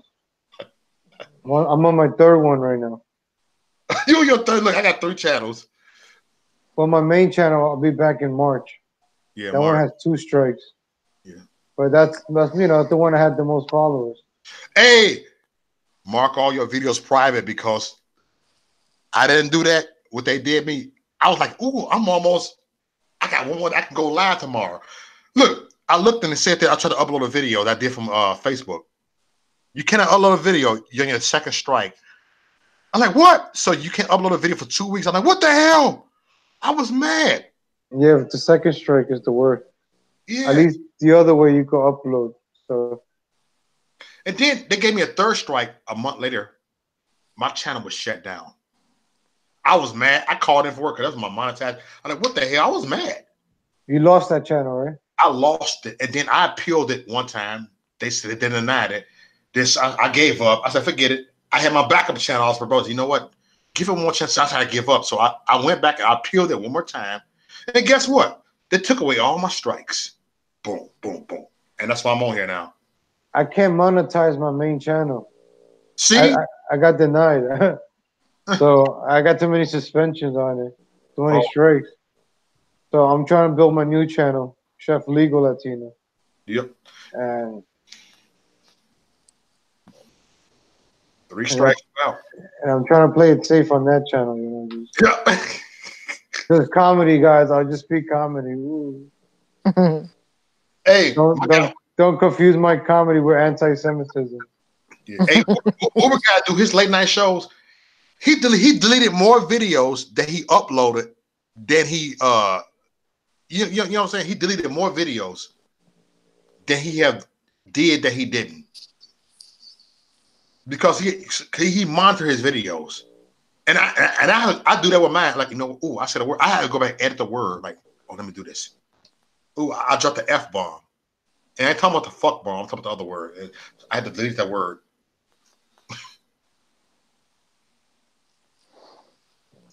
The censorship is crazy. Yeah. It's like, man. That's why. What happened with all these free speech rallies? What did it accomplish? Nothing. You know, all these free speech rallies. I wouldn't say that. I would no. You get banned more and more. Well, I think people are starting to wake up because what happens is these rallies go viral, And then there's the people that you don't hear, that you don't see, But what who goes are what starting to goes wake viral? up. What goes viral? Somebody punching somebody goes viral. Somebody fighting is what goes viral. Not the message. None of these rallies, the message that ever gets on the news. It's always either the fight or Black Lives Matter got on the stage at Moore. That was the only reason Moore got any attention, was because Black Lives Matter got on stage. That was the only media coverage I saw about that. Nobody's put on the Hey, speakers. the rallies are great. The reason why I say the rallies are great because people had came up doing the rallies. Hey Mo, man, much love to you. Man, I thank you for all you do. We talking. I exchanged numbers almost with everybody at the rally, and we've been cool since. So I actually met people at the rally. I mean, No, YouTubers or not, or Facebookers. I met everybody, and I'm cool with everybody. I've met wonderful people at the rallies. listen, it was hot until the summer of 2017, and that's when the season ended. You know, like the rally season ended. You know, after the election, you know, we still had some few rallies. You know, boom, right after that summer of 2017, you know, the season ended. But 2018, there was still some rallies going on that just created violence. You know, they were in New York once again. You know, Trump supporters against Trump supporters rally. They had two Trump groups against each other across the street doing different rallies about Trump, different groups. And, What? Antifa recorded that and put it on YouTube. All this silliness that Trump supporters do is recorded and put on the internet. So, you know, you guys know who I'm talking about from New York. So he goes around doing stupid nonsense. You know, that's not MAGA. You know, like MAGA is take a break. You know, build your content, build your channel. Election season is coming. You know, Hey, you know, so when I went to the Mother rally, you know, I was hanging out with me, Uber guy, and Hope, right? It was some people that was on the left was in the bar. I seen all Patriots that I see on Facebook. Guess what? I said, you know what? I'll talk to y'all later. I was kicking it with the leftists and trying to talk to them, man. Hey, man, so how you feel about this? And we talked for hours. And after that, we partied together. You know, that's what I like doing. I like talking with people with a different opinion. It makes it more interesting. To me, it does. You know, I jumped on another one of these Google Hangouts. There's these two other white gentlemen. I think one was a liberal, one was a conservative. Okay. And then like I was just talking to them. They were like trying to, you know, be funny against me. Like they thought I was stupid, but you know, I just played it cool. And then at the end, the three of us were just talking about other stuff, like video games or something. And it was just cool. Like, you know, we put politics to the side. We didn't agree on everything. Hey, it reminds me, right? When I was 19 years old, I didn't like Stones. I was in a gangster type of gang, right? I would not associate with them, right? It's a true story. I was gang banging. That was our rival gang. They killed us and we killed them. Let's keep it real. I'm handcuffed. There's one, I'm handcuffing. This dude was like, what's up, man? Hey, you got a cigarette on you? Like, yeah, I got a cigarette on me. Boom. All right. He got a cigarette. And we facing felony charges. He found some weed. I found some weed. We in Cook County Jail in Chicago. Getting high together. And then we said, we got court. He said, good luck in court. And then he gonna tell me, I said, he said, where you from? He said, I'm over here. Like, oh, you a Stone? I said, oh, I'm a gangster disciple. He said, what? I never knew that. What the? All right, whatever, man. Hey, good luck in court. We put our difference aside with different gangs because we looked at each other on a different level. And so as myself, when I was gangbanging, even when I was gangbanging, I started talking more to people that was gangs that was opposition. So this ain't nothing new. You know, we got to have intelligent conversations, and sometimes it's good to talk to the people that disagree with you more. I think that's how you learn. That's the only way you can step outside the box. Now you if you hang around with people who only agree with you and say, oh yeah, I mean, you're just in an echo chamber, and that's not how you're going to grow. Have you guys learned about flat Earth? Learn about it. I think the Earth is flat. Learn about it. Like, even if you disagree with it, I don't agree with it. I believe the Earth is round. You know, it's a globe, it's a sphere. It might be flat because we'll be flat upside down. The Earth was round. I think the Earth is flat. But the flat Earth theory has some good points. It makes sense, but I still don't believe it. But you know, I'm like, oh wow, good point. Oh, but it's something like you can't be like, nah, I can't listen to you. I'm Republican, blah blah blah blah. Oh, your abortion, blah blah blah. Maybe there are some times that you might need an abortion. I'm just saying, you know, whatever.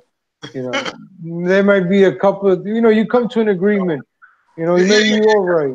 Hey, but if the Earth was round, we would be upside down. I thought it as a child, right? This is our Earth right here, right? All of a sudden, I said, no, we flat. The Earth is flat. So that's what I'm sticking with. Even though I believe in all the countries that we have, the Earth is still flat. I said it. So, Rob, I grew up in a Southern Baptist church, very strict, and you only can worship, and like those only people who are going to get saved are the people who go to Southern Baptist churches, basically. Yeah.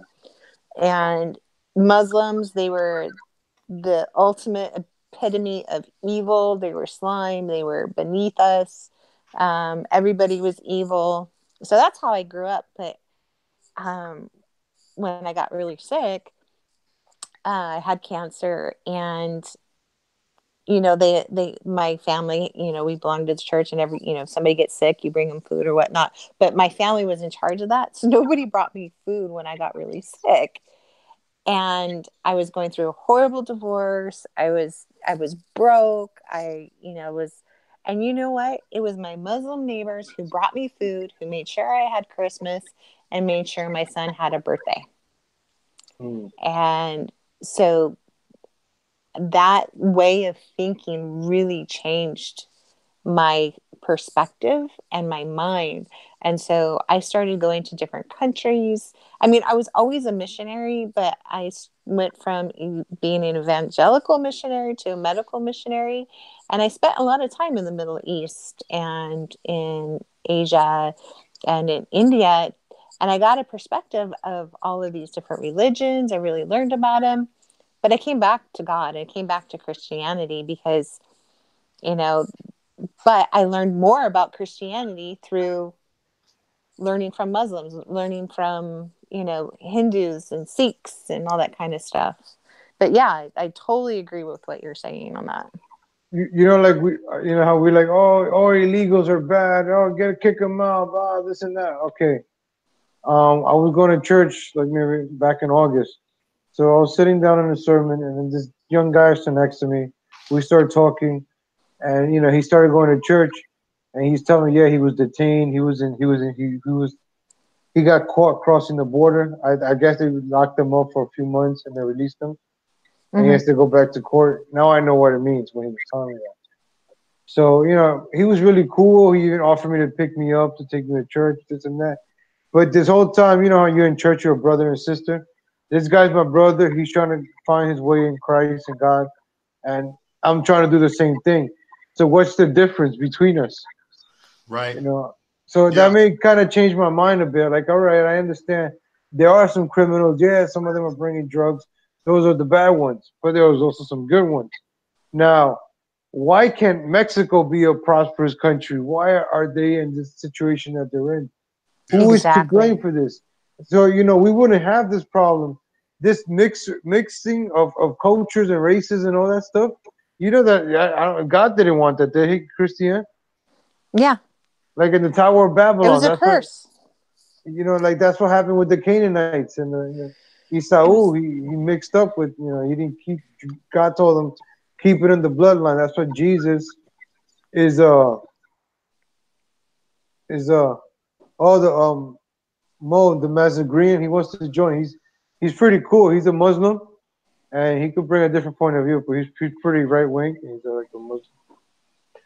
But like you said, like the Southern Baptists, who are you? Who are they to say that you're the right one that's gonna get to heaven? Same thing with the Jews. We're the chosen people. Who are they to say that they're the only ones that are gonna make it to heaven and not us? We're just goys. Like who are they? So they're the chosen people. What are we then? What are we doing for? Well, when it talks about Jews being the chosen people, they're the chosen people because God uses them as, like King David. King David was God's favorite. Oh, you talking about the king. Jews? The Jews, white Jews are chosen people? Yeah. So when like King The David Jews are the chosen. royally screwed up. He committed adultery. He committed a murder. I mean, but yet he was favored by God. Like, what the heck, man? So, and God uses people as parables, and he's using the Jewish people as a parable, and that's why they're chosen. He's basically saying, hey, I love you this much. I gave you my son to die for your sins. And then you guys rejected him. You murdered him. But I love you so much. I'm going to do it again. I'm going to do this. I'm going to tell you how I'm going to do it. And it's up to you. So it's not that they're special or they're better than us or anything. They're the chosen people that God chose to use as a lesson, as pay attention to what's going on. And how many times did they disobey God or did wrong? They were the chosen people. Oh my gosh. And then Jesus came about, and then the apostles, right, the missionaries. We've got all kinds, like a lot of our problems come from them disobeying God. But that's the point. That's the point. Is we're so it's the Jews aren't. It's not just the Jews that are so corrupt. We're so corrupt. It's all of us. Because of their influence, the Judeo-Christian. No, we're sinners. We're just born of sin. Television. What is television? Television. Who controls the television? Who controls the programming? But the Jews are the one who crucified Christ. Exactly. Right. But you have to, it's not about a religion or a race. It's about Satanism. It's about Satan. Satan's got a hold on Christianity. Satan's got a hold on Judaism. Satan's got a hold on Islam. Any religion out there, Satan's got some. He perverts. Okay. He's used religion to pervert humankind. He's used it to manipulate us. The Jews, they are chosen by God, right? And not because yes, God have chosen. Many are called, few are chosen, but God have. I'm taking the Jews because God have ordained the Jews, right? But guess what? They're the ones still being stubborn. They have still not woken up yet. They're chosen people because that's where it have begun. That's where it all have begun, and in certain aspects, certain things that's been going on that have started it, and the Jews are the chosen people. The Jews crucified Christ, and they haven't believed in Jesus Christ. It's going to show that one day the Jews will turn to Christ when they see it, when they believe fat meat is greasy, when they really see it, when they really walk by sight. That's when they're going to turn to Christ, when they walk by sight. It won't even be by no faith. I mean, you'll take it, Christy. They're not going. When they turn to Christ, it will not be by no faith. It will be by sight. Mm-hmm. Come on now, you know the word.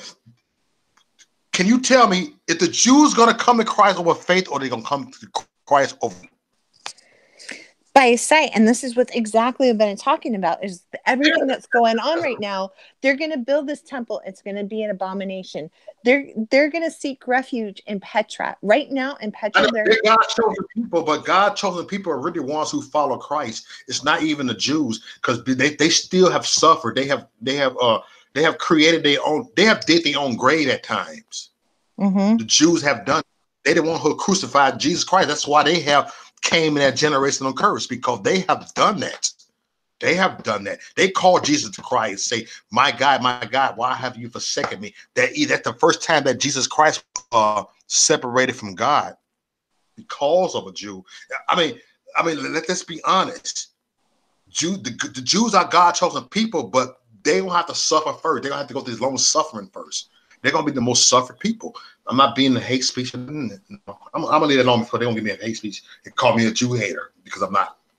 No, and this isn't hate speech at all. It's just it's what is written, and it's what is going to happen. I mean, you can't deny what has happened already, especially in the last year. All this prophecy that has come true. You have to apply that today. That's today. And tomorrow is going to be promised to us. And there's things are going to happen to Israel that is not going to be good. There's things going to happen to the Jewish people that are not going to be good at all. Because they're always the victims. And like 9/11, right? Who benefited the most from 9/11? The rich people, the banks. Oh, I just said Bush. Did I say that? Yeah, but not only them, but because of 9/11, we have this war in the Middle East. We have all this, these troops in the Middle East because of 9/11. 9/11 was the excuse to start the war on terror. Ooh. Hey, who just said I was Hitler? Who that trolled? You said Mo is literally Hitler. Confirmed. Man, Hitler. He is militia. Who was all right, whatever. That's funny. Don't block him. Let him stay on. Don't leave freedom of speech, man. No more blocks. Moderators, no more blocking. No more. Because the more people comment, the more they push this video up. And make sure you thumbs up the video. Yeah. And the more people comment, without my permission. Because you need more interaction. No more blocking. Just no hate speech. Because they're gonna make another account anyway. They will. They can have like 100 more accounts. You better be glad that's that one account. So next. But you have to.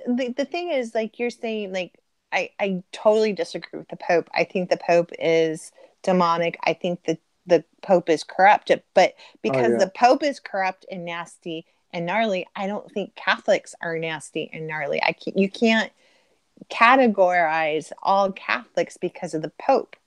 Now, I think the Catholics, I don't believe in what they believe in, but I don't believe they're going to hell.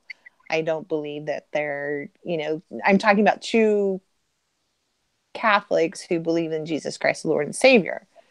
We're all human. We all are, again, Satan has perverted religion, more so the Christian religion because it's a true religion, but he's perverted it. Religion has perverted what Christ is all about. That's like the whole LGBTQ, we're destroying the traditional families. It started with that. Yeah, I'm working on a story about toxic masculinity and how it's destroyed. Like they want to defeminize. I mean, they want to feminize men. Because a man who's feminized isn't going to fight, is not going to breed. I mean, Hold on a second. Delay for a second. Delay. I don't want them to get there for hate speech. Okay, all right, go ahead. I know how to play these little games.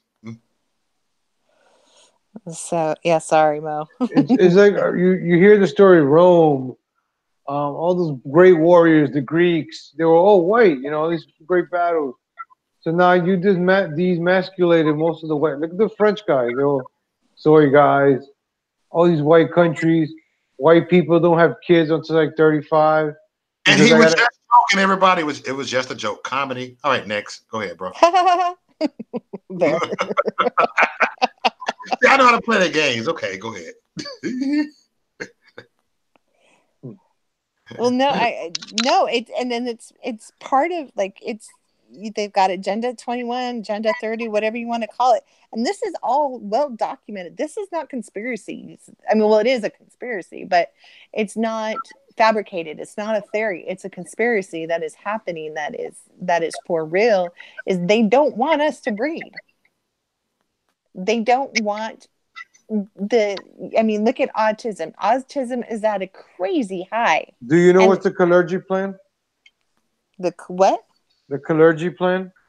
No, what is that? All right, what you just said, you're describing the clergy plan, white genocide. It's not just white people, it's everybody. No, but What, mostly but white. well, this is why they're going after white, because whites are mostly have populated the Western culture, and they're the top 1%. The top 1% is using 80% of the resources. So they want to get rid of all Western culture. That's why they're, importing these Man. people from oppressed countries, because The they hell want with to it. They can't only say the hell you gonna say. Whatever. That's Say it. look into the clergy plan, Christiane. That's what you just described. Yeah. Oh, I Look believe into it. that. It starts with white genocide, pushing of interracial, all that stuff, man. They never do interracial like an Asian and a black. It's always a white, and a black. Never a Hispanic and a black or Hispanic and an Asian. It's I don't always know. Have you it's been to folk. California? Yeah. It's mixed here. Oh yeah, it's a melting pot. Yeah. Same thing Yeah, in New we've York. got, like, in my family personally, we've got everything. Everything. We've got Chinese, we've got black, we've got Mexican, we've got yeah, we've got everything.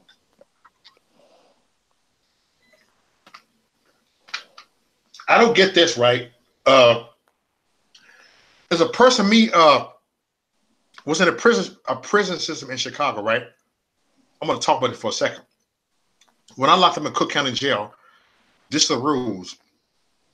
When you walk in, they're gonna ask you what gang. They don't they separate gangs, but no, in Chicago they separate gangs, but we organize our own self. I heard up in California they segregate the Latino, the Mexican gangs. They actually lock you up wherever you are at.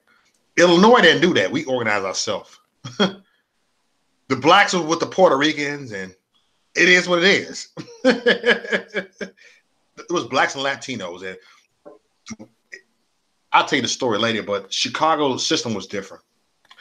But I heard the prison system they lock Mexicans with Mexicans, blacks with black, and Aryan brothers with Aryan brothers.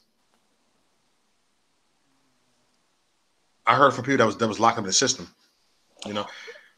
Well, they want us to be tribal. They want the tribalism. I mean, look. Hey, was New York like that, Rob? Like when you lock them in county jail, have you ever been locked in county jail? I heard they kind of run like Chicago does. Latinos had a phone, blacks had one, and white. It was kind of like separate on that part. Yeah, you stick with your kind, man. Okay. Like when I was I wanted to be locked up with a Mexican. I didn't want to be locked up with a black person or a white guy. I want to be locked up with a Mexican or a Hispanic. Yeah. Because you're gonna relate. The guy's gonna relate more to you. Right. The funny thing about it, I was locked up because I was from a Hispanic neighborhood. I was with a Hispanic gang, so I was with them. It wasn't even about color in Chicago. It was about what gang you in. I was like in a Hispanic gang. And so, boom, I was locked. Look, I was right there with them. I wasn't with the blacks. I grew up around Little Puerto Rico, so I was around the area. So what I'm saying, I grew up around Puerto Ricans, so I wasn't locked up around blacks. I couldn't communicate with them. I communicate with the Puerto Ricans because I grew up around that area. It was Puerto Ricans and whites, so everybody was different, even though it was crazy as hell. I mean, it is what it is. But it's crazy how they do these prison systems. They make money when you lock you up. The city makes some money out of it. Right. Sad. That's crazy. So they make that's why they give you the shitty food. You really think that food costs $30 a day? Or no 50? Way. So they probably pay like $10 for all that food. They pocket 20. It's all a business. The city pays for it. Your tax dollars pays for it. Yeah. That company makes money. And then they kick it back to the politicians, whoever, the judges. The judges make money. Judges send kids to like juvenile camp or these juvenile things. That's why they separate families. Like a kid might, like the kid that made the cookie gun, right? Yeah. A judge easily could have sent that kid to one of those juvie camps or whatever. Okay. You know, like, oh, some of the cops, some of them get kickbacks. But since it was televised or whatever, I don't think he was gonna do it. But I'm just saying, it happens. Like people corrupt the judges, the lawyers. They're all in it, and we're just pawns in this game. Yep. If we wouldn't get locked up, if Mo didn't get locked up, I didn't get locked up for doing this or doing that, then they wouldn't need judges. You wouldn't need lawyers. You wouldn't need cops. We got some drama going on in the chat room. Don't block nobody now. We ain't blocking nobody. I'm not. It's between two people. John, bring it to a mood. John, if you want to get on, send an email. If the people don't want to start drama, send an email. We can get on here and talk. I'm cool. Yeah. Hey, it's between John and Aaron. Is John? What is it? John an Israeli? Yeah. He's IDF. He's Mossad. Hey, Antifa lady that I talked to yesterday, I gave you my YouTube channel. If you ever want to join, let me know. My email is always is open. I would love to interview you. I'll be like, come on, legal Latin here. Look, we get to argue, not argue, but we're gonna talk, dude. I'm to a point, y'all, Chrissy. I'm to a point. I'm not doing no more debate videos. If I do a video with Antifa, it will be a discussion. You made one cry the other night. Huh? You made one cry the other night. What, the Antifa? No, the Altoid sweet chick. Oh yeah, I made her cry. I ain't studying her, man. She's irrelevant. No, for real. I had an Antifa yesterday. She damn near cried because I told her I love her. Aww. No, seriously. And I'm not ashamed to tell them nobody. I'm not ashamed to tell everybody my soft side. I looked at her and she's like, no, hey. I said, stop it. You hate me? You don't hate me. No, hey, stop it. You don't hate me. I think you're a good person. Look at you. I see it in you. She wanted to cry. Come here, give me a hug. And she gave me a hug and started crying. I said, it's okay. I think these kids are emotionally charged because they're being fed a bunch of BS. They don't want to do this. They're mad because they think there's injustice being done, but their intentions, most of them, some of them, are actually good intentions. There's just energy isn't being projected in the wrong way. They're being taken advantage of, and they're being, fed this a bunch of crock. Look, I said to myself a year ago, I would never associate with Antifa. They're just like the Ku Klux Klan. I would never.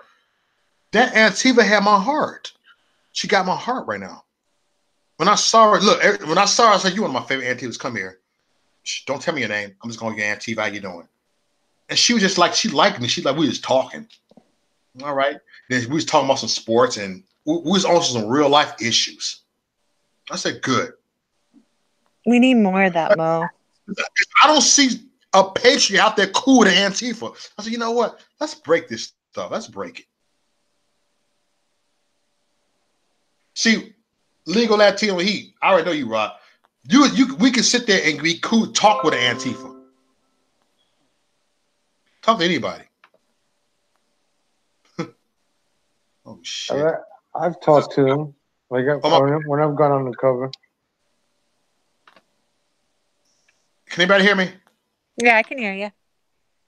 Damn it! I accidentally pushed the wrong button. Oh. My bad. Hold on. I ain't trying to log nobody out. I hope I ain't did that shit. Hold on. Give me some. All right, y'all sit there. Okay, cool. But yesterday afternoon have changed my life. And I'm ashamed to say this. I never thought that I would actually like Antifa. I don't like them, but them two people I liked. You don't have to like Antifa to like somebody who belongs to Antifa. Right. But you know what I'm saying? It takes you some, you know what I'm saying? Sometimes you have to wake up like on some things. That's I never awesome, thought though. think of it like that. Like, wow. And then it was a funny where after I said, I'll see you later. I saw like, hey, my favorite Antifa. I give her a big old hug. I squares her like to say, all right, good to see you. Take off your mask still, okay? She started laughing like, huh? That's cool. I mean, that's just the way it should be. You know, I never hardly seen that in the Patriot movement. That they take. I actually seen what Hetty Adams done that recently with a couple of commies out there. I seen her do that. You know, it's good to see some people out there to do that. Yeah, I mean, it sends a message to them too. That we're not the totalitarian, racist, misogynistic, whatever, yada yada yada jerks, because it's far from the truth. Because that's what they're being fed. But they're a bunch of kids, though. My biggest thing about that, I'm gonna say this: these Antifas is a bunch of kids. Come on, Rob. How you feel, man? Come on, they're kids we attacking if we do that a lot. Yeah, they just leave them alone. That's why you can't give them a reason to do anything. Let them chimp out. Let them look stupid, and just if you want to go record them. Yeah. Don't antagonize them. Don't. Right. Don't do that. But they're. It's just. I don't know, man. They're lost cause. Some of them, like the ones in Portland. Like the ones in Portland, it's just you get brainwashed from the schools, from the teachers. Yep. Most of the teachers are the ones that are the leaders of this. One of my professors in college, she was the one that started the Occupy Wall Street movement, and she was encouraging us, us to join Black Lives Matter, and become activists. So, and guess where she was from? From our greatest ally. Most of our professors were that way. That's what started opening me up. I'm like, why are they promoted all this, non-conservative stuff, and all of them were from our greatest ally. Yeah. What's up, rapper? Rapper said rioters deserve nothing more but death. Yeah. I told you, like I said, the Antifas, I didn't like them yesterday. If I see a couple again, I would knock them out.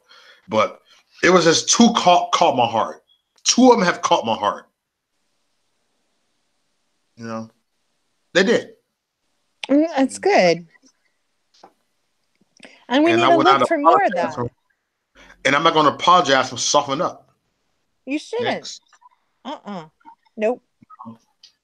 I softened up when I started game banging. When I was game banging, I started softening up as I got older. I stopped whooping people asses because there was a vice lord because they had red on. I said, you know what? He grew up in that hood. Leave him alone. That's how he is.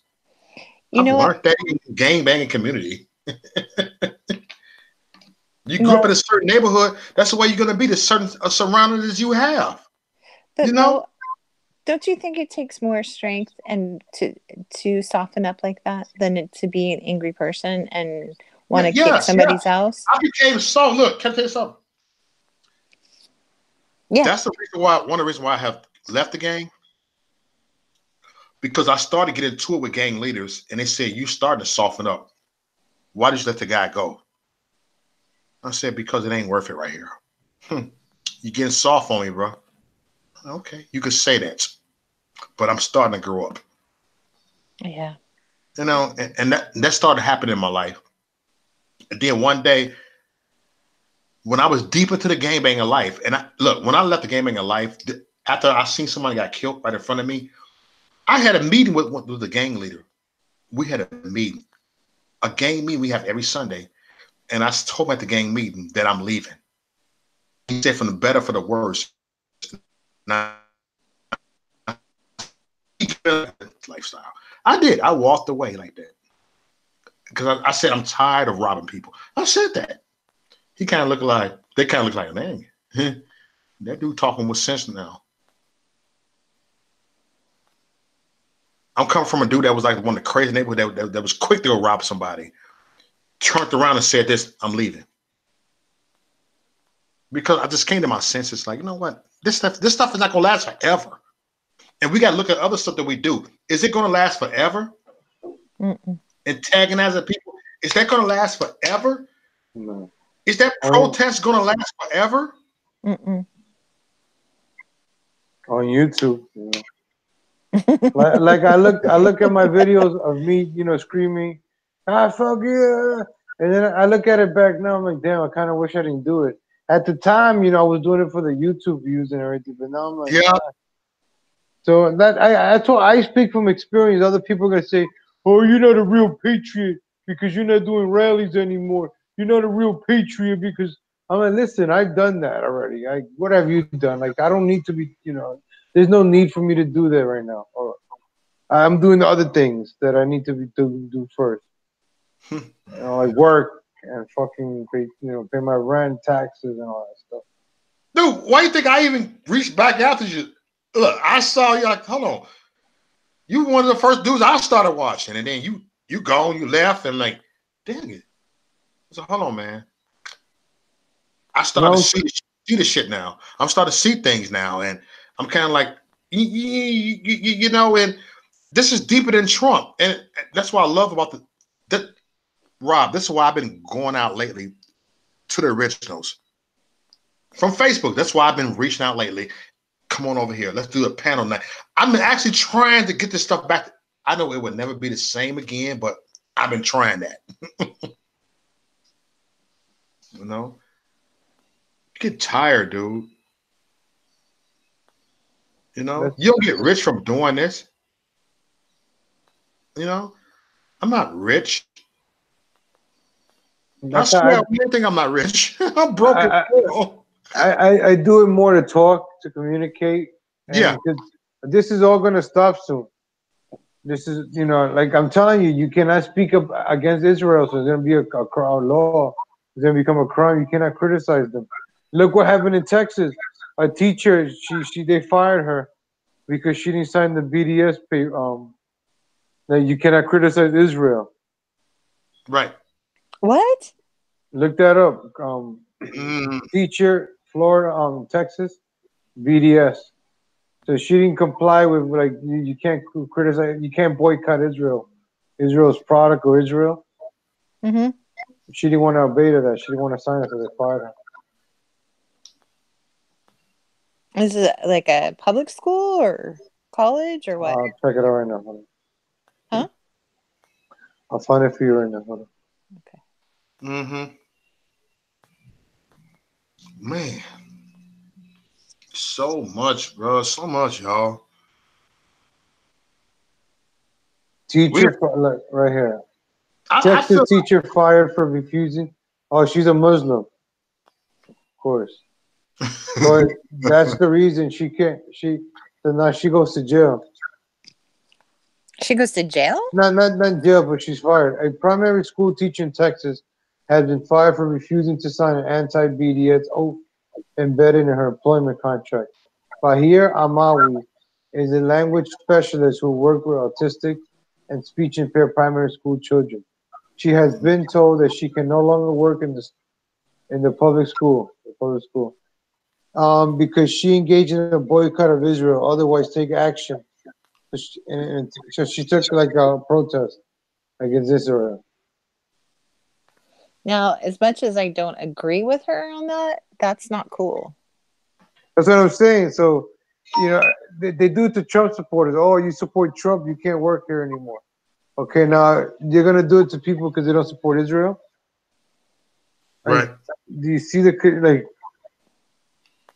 that's why I say don't put your public stuff on your, you don't show off where you work or what you do to, because you're a Trump supporter, you're bad, you're a racist. Yeah. Nobody wants to be associated with a racist now. That's like the scarlet letter now. Racist. Ooh, you're racist. Man. You're a racist. You're a racist. You're a fascist. And you know so funny? They always say racist, fascist, racist, fascist. No, they are the racists. They are the fascists. From what I see yesterday, they're the fascists. They're the racists. There are no black people in that Black Lives Matter group. Black Lives Matter, some of y'all created. Well, it's like they canceled the Women's March because there wasn't enough color. There was too many white people. So they didn't cancel Antifa because there's too many white people. Because I don't see no black Antifa. Have you ever met a black Antifa? Anybody? It might be some. I'm not doubting that. But I ain't seen one. Hey, Rob, have you seen a black Antifa? No, in New York, not even. Or Latino Antifa? Latino, yeah, like Puerto Ricans, yeah. Yeah, okay. But they're mostly white though. Okay. Mostly white. Like 9 out of 10. Mostly white. Okay. That's why they unite with like the Black Lives Matter group. You get the blacks, then you get like the Mexican Raza groups. So that's how it blends in. Yeah. So they unite with other forces. You know, that's why we're all divided. That's why it was cool when I was doing the rallies in the summer of 2017 because we were all united. And the best rally was in San Bernardino. I'm glad I was there because you had the Patriots, the California Patriots from North Cal, South Cal. Then you had the Proud Boys. Then you had a Ram. Then you had the 3%ers, and then you had I was there. I think Tim Pool was there. It was like a bunch of baked Alaska. This is when everybody was cool. Now, a lot of people cucked out. A lot of people are idiots. You know, this and that. But this is when everybody was cool. I think that what's his name? The guy that lost to Maxine Waters. What's his name? Omar. Omar was there. Omar Navarro. And I met a lot of people that are on my Facebook page. That's my guy, Omar. So and it was cool. Antifa was there, right? And some of the La Raza people, but we outnumbered them. It was four corners in that block. It was with the Muslim shooting app. Remember the couple that went on a shooting spree in San Bernardino? Yeah. That's where we they were. were my neighbors. Yeah, your neighbors. All right, your neighbors shot up those people. We went to that event. Did you go to that event, Christiane? Okay. So it was cool because we outnumber. You know, you always see videos on YouTube, Antifa outnumbering the Patriots. Yeah. This event, we actually outnumbered them. Right. And it was beautiful. We took the three corners. We even took this group picture. Look it up, San Bernardino event. And that was like the last time. And I remember I said, wow, this is beautiful. We were united. Everything, you know, people that hated the Proud Boys were like the boomers. They were excited with the Proud Boys with their Ram. Everybody thought Ram was racist. But even I took a picture with Ram and nobody knows about it. You got to find that picture. Yeah. That's the one the media uses all the time. And it was beautiful. Then after that, all the groups started splitting up and all the drama started happening, the fights. And I remember that same event, that same day, there was another event at the LA airport. That's when I met up with Harim. And there was more Patriots that I knew, you know, there. And it was a beautiful day. And everybody was, I forgot the day. That was in June 6th or 7th, 2017. Okay. I would say that was probably like the highest point of the MAGA movement around that time. Yeah. And then it just started June 6th because I was in Portland. I was at another event in Portland, and there was a lot of Patriots there too. I was in because I finished school. Yep. I finished school the 27th, and I was on a plane to Portland on the 30th on a Friday, and there was an event in Portland, and it was Portland. Yeah, it was in Portland. Nice. And then I should have been there. Then the following week was San Bernardino, and it was pretty cool over there. Yeah. And man. That was cool, man. And that I remember you were on a train up in Cali. You was on the train doing live videos and shit. It was fun, man. It was, you know, but we can't forget, man. Mm-hmm. I'm telling y'all, Robert Herrera. I'm telling you, dude. I swear, when I started seeing first Facebook live videos, I started seeing 5 people.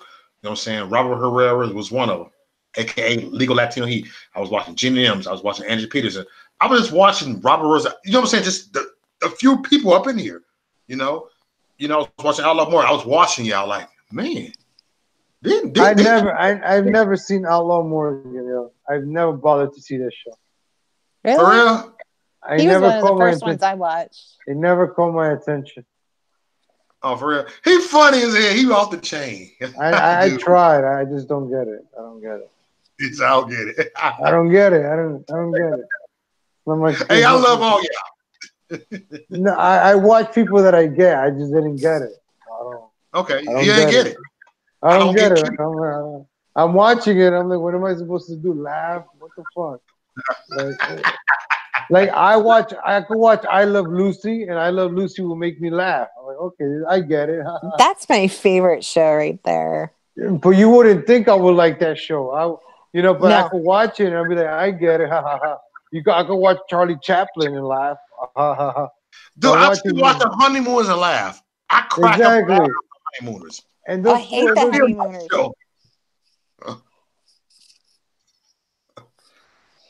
You know? Bang, boom, right in the kiss. To the moon. And then I started seeing these two crazy ass females, Gina and watching Angie Peterson, like, oh my God, them chicks are crazy as hell. I said, I like them. Let me go friend them. Click right away. Because I was going through some crazy shit, and they was like just being real people. You know? I'm about real people. You dig? I dig. And then before me and Hope ever done a video together, I never even heard Hope spoke of a day in life. I saw a black Trump supporter in a sports group, and I saw Hope Coleman. Don't forget, I never saw her talk before, and she never saw me. We was just talking. We was arguing. We was going against somebody on a thread, and then we was laughing. She's liking my comment, I like her comment, and then I inboxed her. I gave her my number. I said, hit me up when we get a chance. Then she called me like about 10 minutes later. We talked for like 6 hours on the phone. That was it. 6 hours on the phone. We talked the first time we ever talked. The next day we talked like 4 hours. We started talking like 4 or 5 hours a day on the phone for like almost every day for like a year. For real. Dang. That's how me and Hope is. That's cool. And then one day say, you know what, let's do a video. No, you do your first video. You do your first video. Look, my first video, I was all nervous. I deleted the video because I thought I sounded stupid. I ain't never do no video. I'm watching people like y'all, you know what I'm saying? I like this here. No, man, I ain't know that. Then I started, look, the Hope told me, you need to start talking on your video like you talked to me on the phone. For real? Okay. So I took a few drinks and I did a live video, my first live video, and the video went almost viral. I was just talking crazy. That's when yeah. You know? That's the first time I saw you. Yeah. I was not even, I promise you, if you look at my first video, I was like nervous.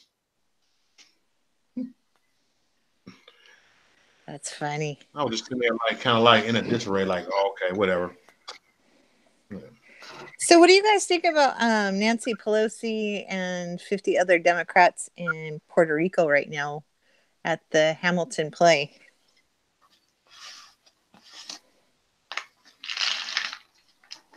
Rob, you there? I'm there.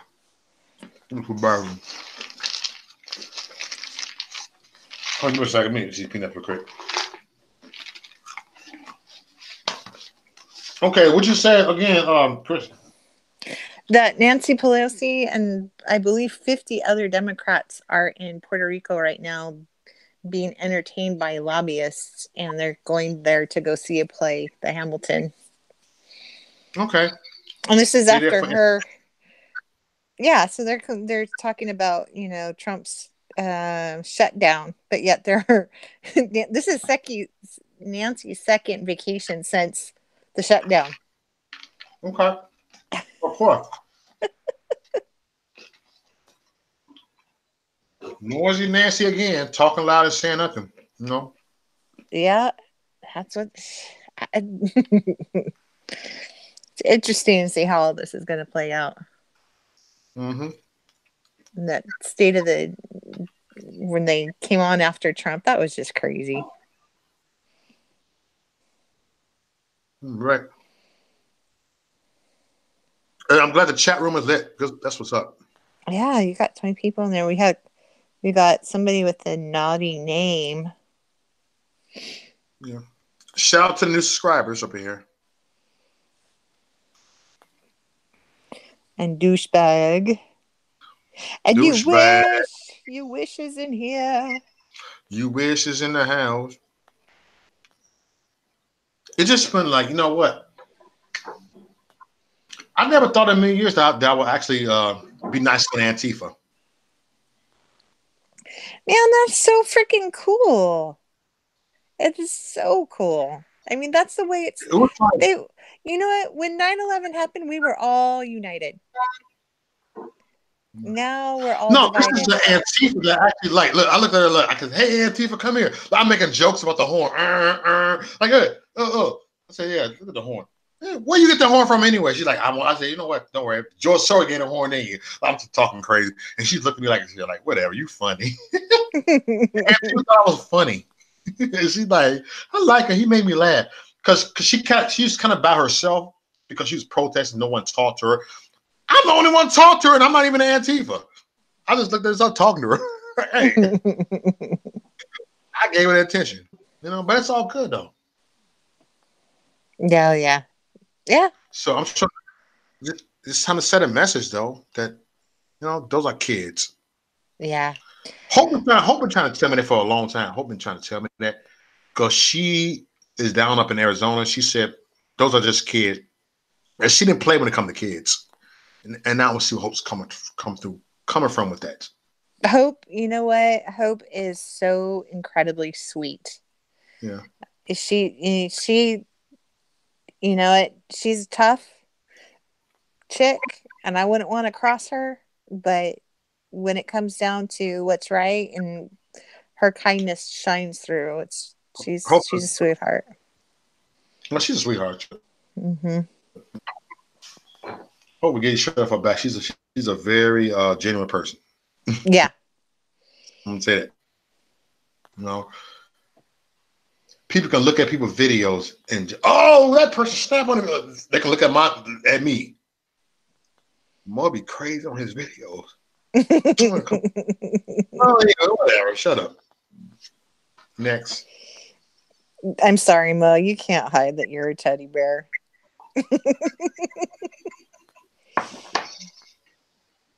Sorry.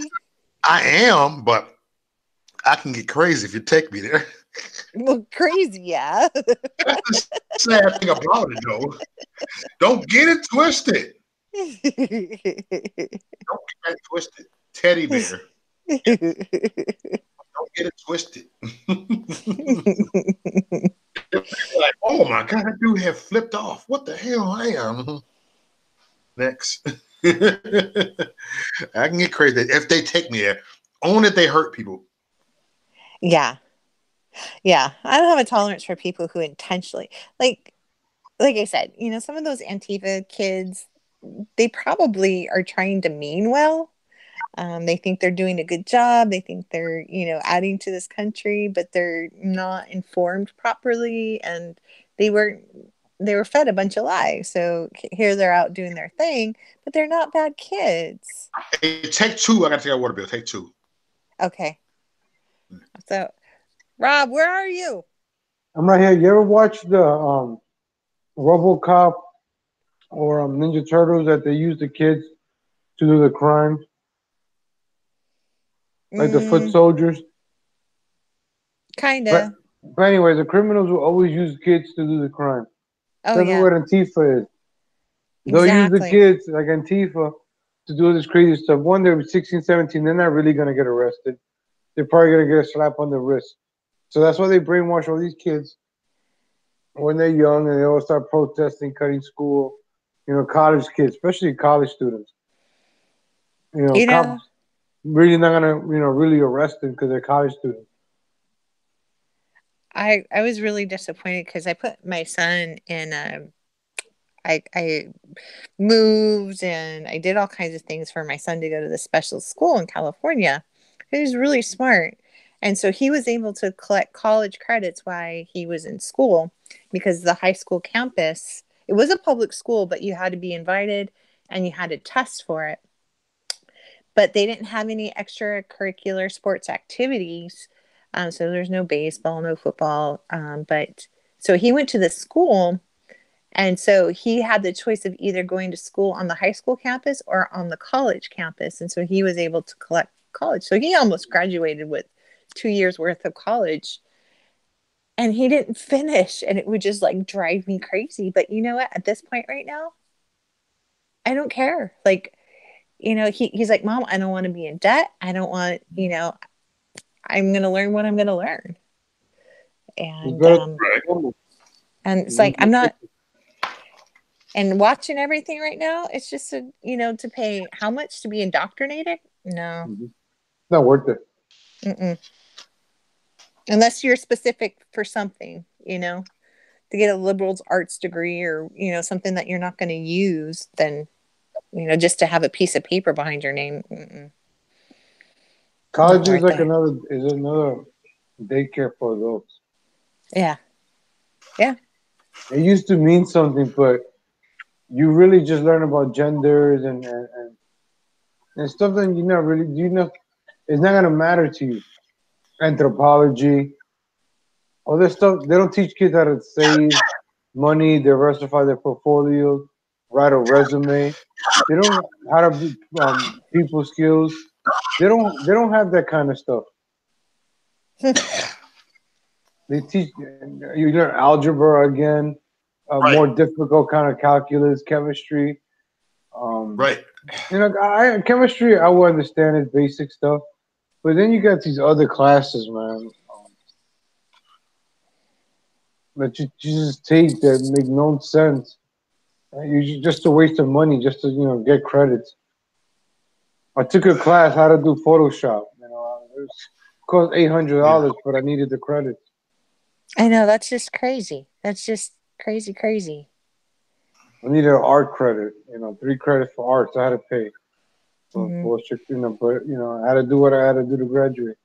I dropped out 10 years ago, but most of my friends, everybody that I grew up with is liberal. College brainwashed them all. Mm-hmm. Yeah. And then you get into this world. Let's say you start working right after college. La la la la la, 9 to 5. Get drunk Friday, Saturday nights. Go out, get drunk, work, make paycheck, pay rent, this and that. It becomes a cycle. You don't care about the news. You don't give a damn about Palestine. Depending on what you watch, is who you care about. Oh, Fox News says Palestine is bad. Palestine is bad. Boo. Muslims, fuck them. Boo. You watch CNN. We got to free Palestine. Ooh. But they don't say Israel is bad. They never really point it out. But have you ever been there? Have you ever been to the Middle East? No, but I've seen reports from there. No More News. Blackstone Intelligence. They went there. They were describing how the Palestinian, the IDF, they just rush in there. They just make these people's life. And I think it's the West Bank, by the Strip or something like that. There's still Palestinians living there, so the Israelis want to kick them out. So they annoy them. They turn off their water. They turn off the electricity. They sometimes they go in there and raid them, just to make their life a living hell. So they can leave. No, I'm not going to say that not all Israelis are anti-Muslim. Not all Israelis are abusive towards the Palestinians. I'm not going to say it doesn't happen, but in my view and what I have seen, a lot of the aggression comes from the Palestinians. And I think a lot of this aggression is bred through false reporting and false media. Like, send your email. Who you're talking to? No, someone trying to get on. I don't know who this person is. The Marzi, I don't know who he is. Oh yeah, he's good. He all right, get in. He knows about Palestine. So from what I understand and what I've seen and what I know of is that if you talk to a Palestinian and you're like, okay, let's go over this part of Israel, they're like, oh, no, no, no, it takes hours and it's blocked and they won't let you in. And then you go there and it's not blocked. So have you seen the wall between Israel and Palestine? Which ones? There's several of them. How long did that wall took? Israel's in trouble right now. I mean, that's no joke. I mean, they've got Iran, they've got Syria, they've got Russia, even though Netanyahu said that Putin and them no longer get along because of Israel bombing Syria. Yeah, to provoke. They're trying to drag the United States back in there. How come Israeli doesn't fight their own battles? They are fighting their own battle. We're not involved. We're not in the middle We got of troops. it. We got troops down there. We have troops in Syria. There are troops everywhere. Afghanistan. But so you've got Iran.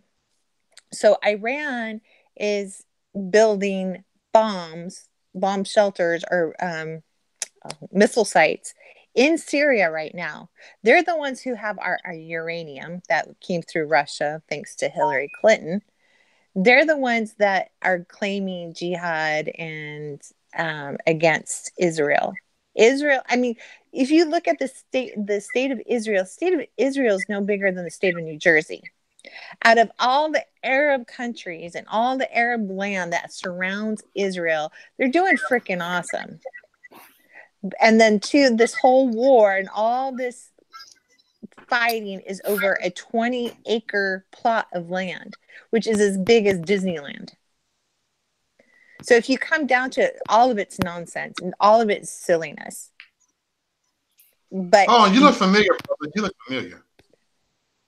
Who is this? Who, me? You look familiar. I had him on my stream before. Yeah, I don't know. I don't know if I've ever met you, unless you're like in New York City, but No, don't believe we have. But hey, thanks for coming on, man. Good to see you, brother. What's your name, man? Yeah. My name is Abdul. Nice to meet you all. What's your opinion on Palestine? You know more about that. Yeah, bring it to it. Bring it. Well, I mean, I actually just had a friend. So, just to give off my like personal opinion, I really have no problem with Jews living there.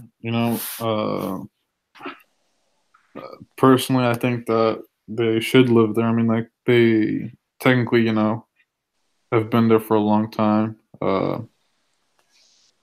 And of course, like the whole conflict with the startup with the state of Israel from 1947. Definitely probably could have been resolved better, but I wasn't even alive during that point. So, I mean, like, it's in the past. I actually have a friend who just went to Israel, and then he was in the West Bank. From what I've heard, he talks about how the Israelis would have, like, in the morning, they'd go through their, like, and while they're doing that, there's certain pathways where only Israelis are allowed to walk through and only Palestinians are allowed to walk through. What would do is that they go through the route that they're going through is for the military training is through one of the paths that the Palestinians can only go through. And while they're running in it and everything there. So, which is, I mean, it is what it is. Of course, I'm not trying to say that, like, I understand that there's definitely some bad Israelis that treat bad Palestinians as well as there's probably some bad Palestinians that treat bad Israelis on both sides. But like the point earlier where you were talking about Chrissy on how like the paths are blocked. I actually have another guy he's from Palestine. He's in America. He's an engineer, but he goes there occasionally. And this is like a pretty known thing that they do is that they have checkout points throughout most of Israel. Whenever people are like moving from the West Bank to, let's say, like Israel itself, what they'll do is that they'll see that like the person is coming through like a Palestinian ID, And what to do is purposely let them wait out in the sun for a very long time. So while they're saying that, like, oh, we're processing you, but our like systems are slow. Okay. Because the guy himself said he saw himself, like he gave them like the passport, which he saw he had an American passport. So technically he's supposed to be kind of getting treated better, but at the same time as Palestine. He saw that throughout the whole time they put his passport underneath. Wow. So where did you get that news from? Oh, this is from someone I know, so this is kind of anecdotal. Okay. Yeah. Behind the scenes, right? I think that,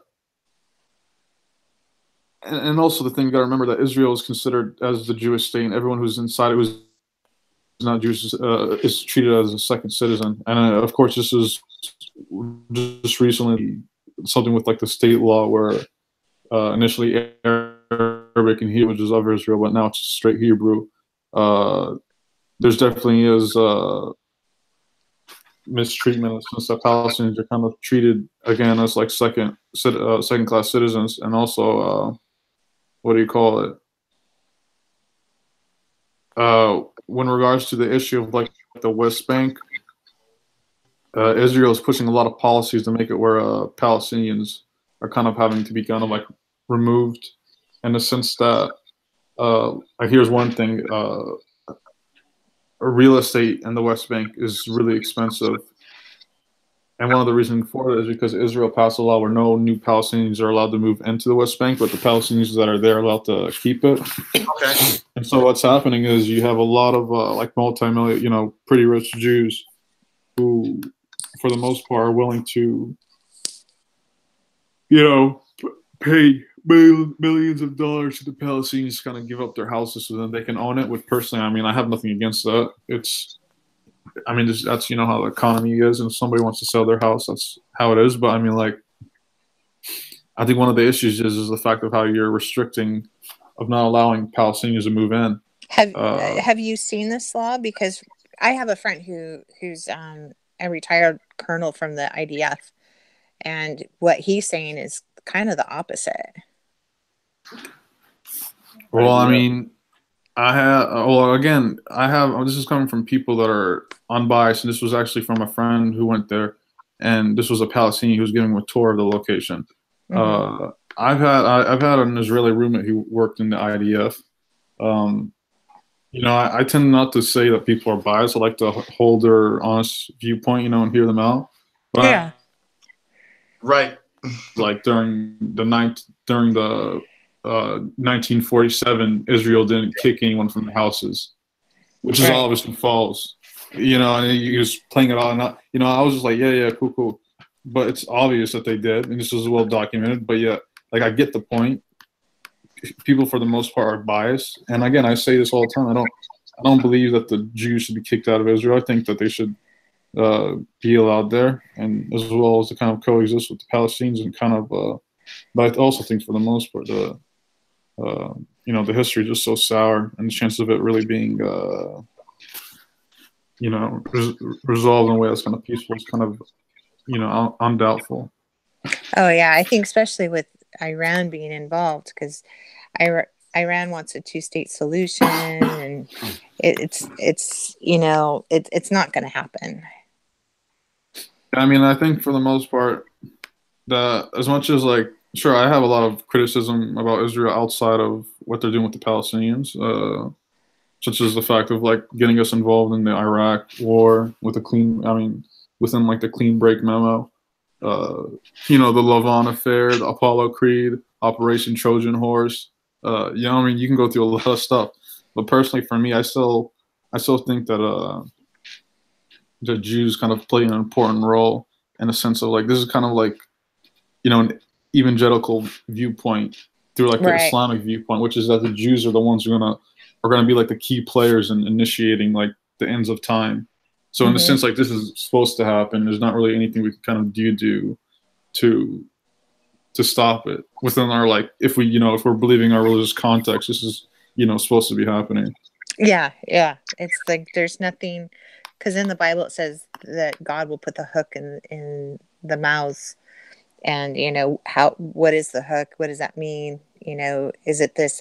Because I was talking to another friend of mine who is an Israeli, and she's talking, you know, she was comparing Israel to America and how they're divided. There's a heavy secular culture there. Within the religious and secular, yeah. You know, so I mean, you're gonna get a lot of, you know, people that are good. You know, like I said, my friend who's the retired colonel.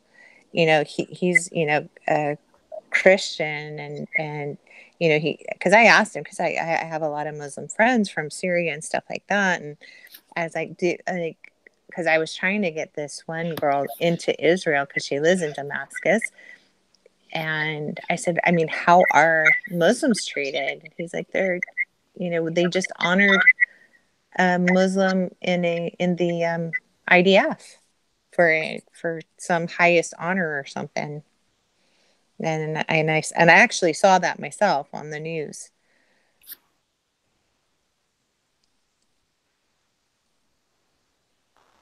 Well, yeah, I mean, I'm sure that there definitely is.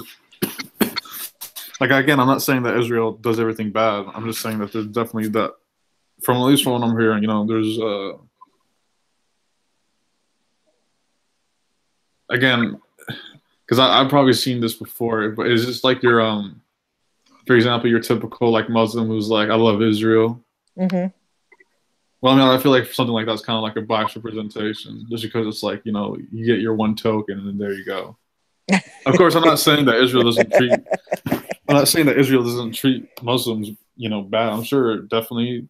I mean, I've met some Israelis that consider, you know, I mean, realistically, Arabs and Jews are like cousins. Yeah. But yeah. So did I hear you say you're Muslim? Yeah, but I'm not Arab. You're not Arab. I'm offended that you're Muslim. You offended. I'm triggered. Not all Muslims are Arab. I know. That's funny. People have different thoughts. Like, I'm curious. Why you got to get mad on people's thoughts? You, damn it. I'm curious. Why did you say that? I'm Muslim, but not Arab. No, I just have to say that because you know, I get that way too much. Because I remember I talked to you before, Chrissy. On Rob's channel. Stream, yeah. Oh, yeah, I remember follow that channel. That's probably what do you call it? No, because here's the thing. I recently got a DNA. I did my DNA, and it turned out that I'm like 15% Iberia Peninsula, so I guess Spain, Portugal, 2% Italian, and then literally 83% Berber with absolutely no Arab trace on me. But you look Arab.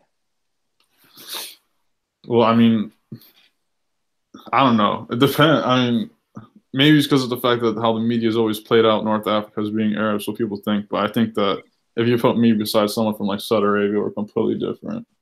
Well, there's lots of different. Yeah, I mean, Arab is so diverse because I mean, it covers how many continents? 3 continents? 2 continents. I mean, for the most part, the term Arab has always been kind of even like overreached to the point where like they considered, you know, like Phoenicians as Arabs when they're not, or like Assyrians and all that. It's just because it's always been lumped together as like Arab, and so that's what most people go to get with. But it's realistic. It's complete. I mean, like even Kurds, all different ethnic groups. Oh yeah. Well, a lot of Syrians a lot of them have a French background. And that's why like a lot of I mean, it's kind of like one of the issues of whenever they kind of divided up the countries in like the Middle East is that they kind of like didn't take that into account and just assumed that everyone was like the same shit. Yeah. Crazy. Well, I'm glad you came on the channel tonight. It's good talking to you again. Yeah, you too. Father Menace said he had his DNA done and he said he was an earthling. I'm so glad, Father. We were wondering about that. Hey, I love the conversation on this channel because we just it's open mic, and everybody can talk. I promise you. I want to talk to an Antifa. The Antifa that I talked to yesterday. I hope she come on here and talk to me. That'd be cool. I hope she does too. And then I'll get everybody to everybody no personal attacks. But I'm gonna still tell you delusional. Oh, don't get it twisted. I'm gonna dumb down to anybody. Come on now. Don't get it twisted. Because we better tell each other how we feel. Shoot. We better. I never thought that I would feel like that towards Antifa. She was all cool with me. She's like, hey, Mo, how you doing? Like, what up? I'm like, dang it. I said, come here. You a teddy bear. You a sweet person, ain't you? Like, yup. Like, wow. I said, we got more common than we think we do. Then she starts, she's going to bust on her tears, and I gave her a hug. Like, you right. For real. Aww, I can't believe she cried. Because I kind of cried. I kind of like, damn it. Why we? So who cried first, her or you? She did. It kind of. I don't know. It kind of brought. I don't know, Mo. I'm a soft person. People don't know that. I'm not a snowflake. I'm thick-skinned, but like that was a child. That person is like 17, 18 years old, young person. Aww. It kind of made me think this person's just a child. So why go and fight that Antifa? Damn it. We need to worry about some real stuff going on there instead of fighting Antifa all the time. That changed my life. And I can admit to everybody that changed my life. That episode yesterday changed my life. Now I'm not hating Antifas now. Aww. Well, that's cool. That's what I'm dealing with right now. And that's a good thing I'm dealing with. That's cool. The last thing I want to do in my life is hurt anybody.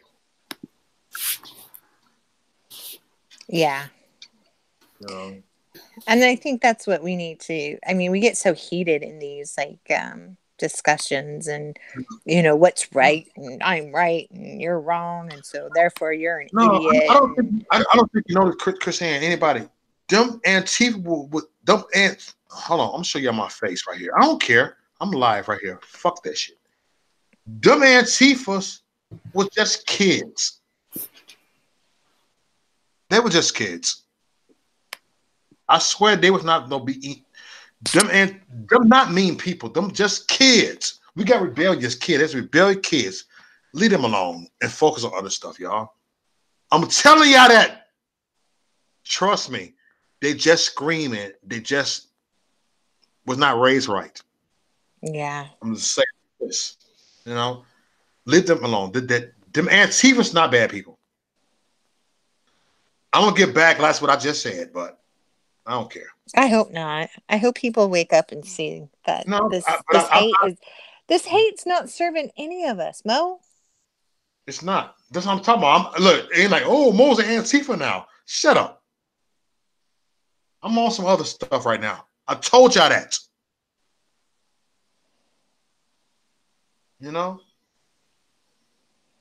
I never thought in a million years that I would hug an Antifa. And I should have thought about that because why not? What would Jesus do? Will he look at Antifa like, get away from me, you fascist? Would Jesus do that? Please don't give me this skin only. You don't like it, get the hell off my feed. Robert Herrera, where you at? Come on. Where you at, Robert? Somebody up. Anybody hear me? Because I don't want to rant. Anybody hear me? Somebody cut their mic off. I didn't cut their mic off. Brother. I don't want to say everything. Yeah, go ahead, y'all. Don't put it all on me. Dude, I'm pissed off right now, y'all. So, what do you think about our troops in Syria? I'm here. I'm still here. I was making a peanut butter and jelly sandwich. Get your hungry ass, nigga. I mean, to be honest, you actually look at the fighting that America has done. We haven't done any fighting in Syria against ISIS. ISIS has been within Syria has been predominantly taken or done within Russia and Bashar al-Assad, who's been the ones who pretty much been fighting against them, while we've been predominantly within Iraq. Our existence in Syria is literally doesn't play any tactical role in the sense that we haven't done anything. There's really no reason to be putting people there and wasting more taxpayer money on them. Yeah, I agree. You need to be out of there. Yeah. I know that people, what do you call it? People talk about like the Kurds. I don't know. I think that's kind of a dumb reason to like, because again, that's their issues, not our issues. And three, it's like there's so many countries out there that have like so many ethnic groups in there, but yeah, this whole idea of like want to create a state whenever you want to is kind of, I think, ridiculous. Okay. Well, like the thing with the Kurds is that I think what Pompeo is saying that the Kurds will kind of protect the Syrian rebels. Okay. But the thing about it is because you got ISIS, you got the Kurds, you got the Syrian rebels, and then you got the regime, and then now you got Iran in there, and not only is Iran in there, but we also have North Korea. North Korea is in that mix too. They've got missile sites in Syria. So I think that's why Pompeo is like saying we shouldn't be leaving, but we can watch that stuff from afar. And if we have to fix it, we can fix it without putting any feet on the ground. That's the way I look at it. Yeah. I mean, even then, within even the Kurds themselves, I think just recently there's reports apparently how there's like a super Marxist group within the Kurds getting funded with the American guns, which could later on, I guess, kind of. Yeah, well, I think ISIS and the rebels are both their military equipment came from us. Yeah, for the most part. I mean, to get the rebels stirred up didn't take a whole lot of work. I mean, because they were already angry from Bashar's father.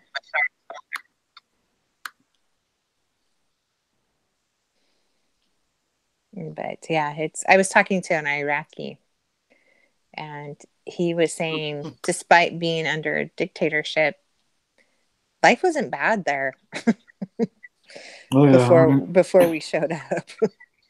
I mean, I was underneath the. My family's originally from Libya, so I lived underneath Gaddafi. It wasn't bad. Like, as much as people try, dictators and all this, it's like life was still normal. You go, you had fun, you eat, you sleep. Just don't talk politics, and you're good to go.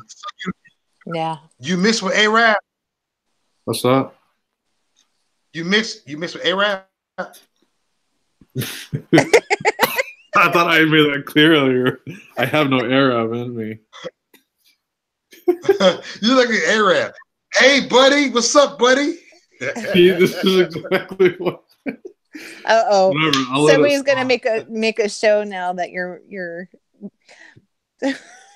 Mo said shalom to somebody, and so somebody made a show, a 6-hour show about how Muslim Mo is because he said shalom. Hello, buddy. Hey, buddy. I look at A-Rad like, why you gotta call me buddy? Don't call me buddy, man.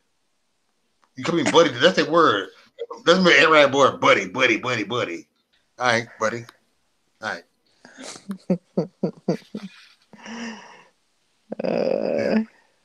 He said he looks Moroccan. Moroccan. I'm Moroccan. I work with a Moroccan dude. Morocco look just like Negroes. No joke. Moroccans look just like Negroes. They got the nose, because black people got wide nose. Look, this white people nose. Black people nose. Come on now. Let's tell you, we got bigger foreheads and we got bigger, you know what I'm saying? I ain't going to say that word, but I'm just being real with y'all. Moroccans are Negroes. They Negroes. I mean, definitely some of them. I want to say all. Look at me. I'm going to get flagged. I be talking crazy at night. Chrissy, you already know that. I always talk crazy on my YouTube live videos at night. Thick skin only. Thick skin only. So speak your mind over here. I don't care. I'm due for a flag video anyway. Whatever. Yo, thick skin only, yo. Nigga, please. I said nigga. Nigga, please. I said it. Because you can. Okay. I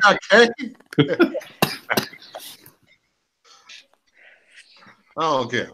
I be petty in my live videos at night. Look, y'all all my niggas. I'm saying y'all my niggas. Even though look, we on some nigga shit tonight. We are on some nigga shit tonight. So flag on, flag on. Yes. I'm gonna tell you that. You could be white and you be on some nigga shit. I don't care nobody say. Thick foreskin only, yo. Thick foreskin only. If you got foreskin, you're good. If you don't, you're Jewish. The misogynistic gets in here. No, you know, you're Jewish. Hey, communists be on some communism be on some shit too. Trust me. George Soros is on some nigga shit. Oh, he's not on that. More. He's a demonic monster, is what he is. But I'm gonna say it. You can say I'm using a hate word, but George Soros is on some nigga shit right now. Douchebag said, "Pretty soon, progressives because are going to." That's why he's playing these dumbass Antifas. They on some nigga shit. No, read what douchebag said. He said, "Pretty soon, progressives are going to say it's racist to call pimples blackheads." Oh my God! Stop it. I ain't gonna say the word, but stop it, dude. It's going to be okay to keep them whiteheads, but no blackheads. Yeah. No, whiteheads are offensive.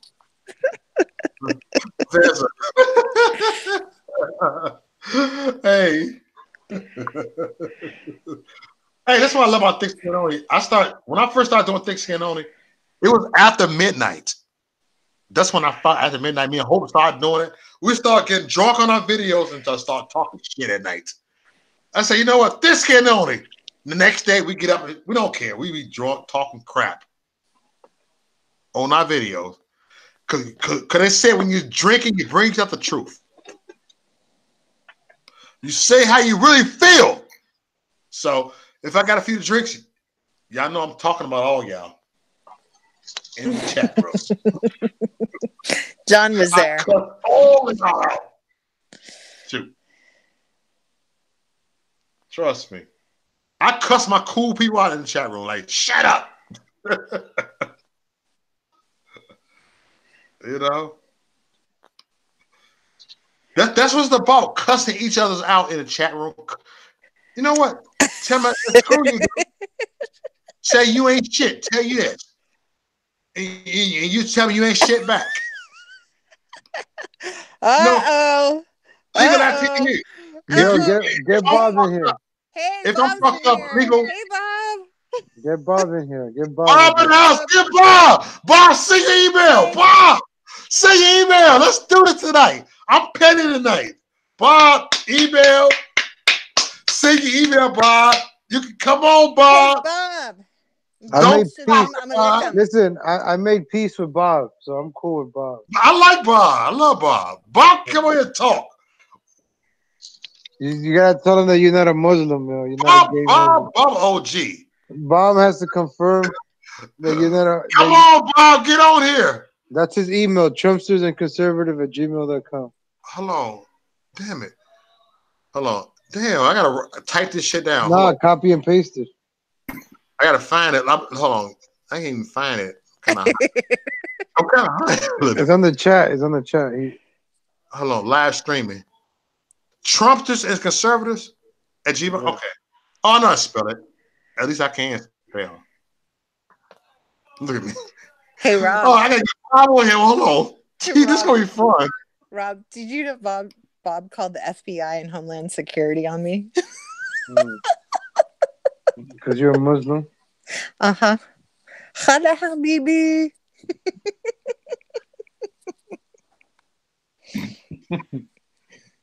He was on his video and everything. He was telling him I had something to do with Khashoggi's death or something.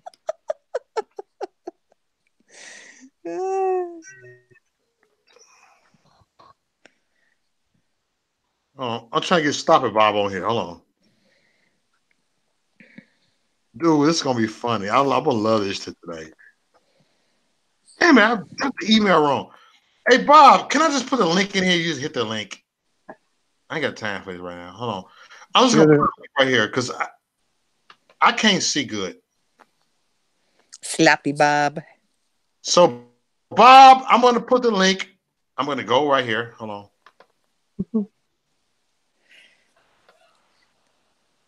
Hold on, give me a second. Give me a second. Hold on, give me a second. I'm finna put the link right here. That anybody know if they see the link. I don't see it. That's too many words. Oh, there's too many words. Uh-oh, I lost it. Where'd it go? Well, here go the link right here in the chat room. Hit that link.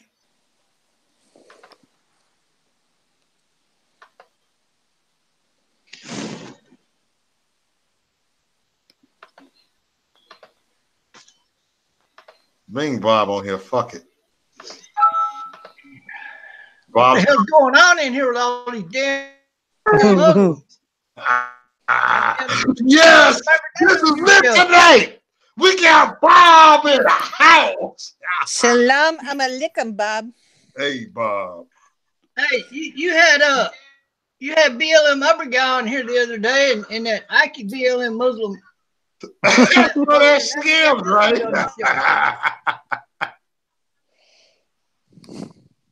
Hey, where's this dude from? Says he's Muslim. Where's he from?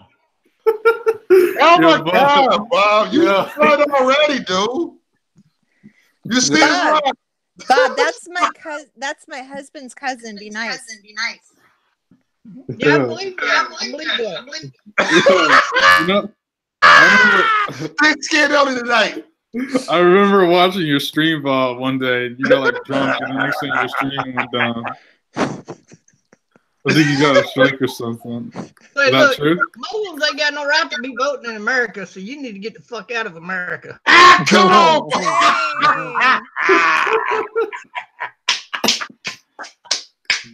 Got a little Bob. Bob don't care. He don't hold on back. I can't stand Muslims. Muslims are pathetic. What about the Jews, Bob? What about the Jews? Oh, the Jews are okay unless they're sodomite Jews like Alex Jones. What about the Chinese techno-fascists? Stop it, Bob. What about the Chinese techno-fascists? Sodomite Jews? Huh? The sodomite Jews, what about them? They're atheists. They're anti-Christian. They want to take over the world. That's right. They're the ones that control the media, the porn, the banks. Well, the same thing in Islam. They still got 45 million slaves in Islam. They control all the porn in Islam. Hey, Bob, you got Keystone back. They got your beer back. No, they didn't. I had to drive 5 miles to get my damn Keystone. Dude, I got a Bud Light right here. Stop it, Bob. Say, look here. Where's this dude from? This Muslim right here. Oh shit! Damn. Minnesota? Bob don't waste no time. Wait, you want to know what state I'm in? Yeah. I'm in West Virginia. I couldn't hear him. What'd he say? West Virginia. West Virginia? Yeah. Fuck, they ain't lynched you out there yet. Wait, what? They haven't lynched you yet.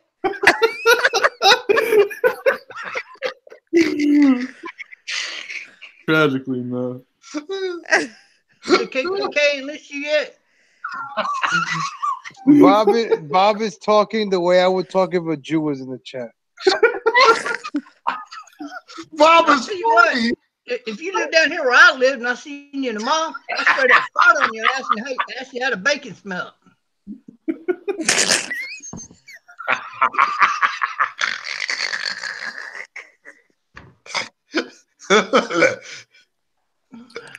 Where you be saying this on Gab, right? You be seeing this stuff like this on Gab. Stop it, Bob. I can't stand Muslims. Muslims, they get farting on. That's like a fart catcher.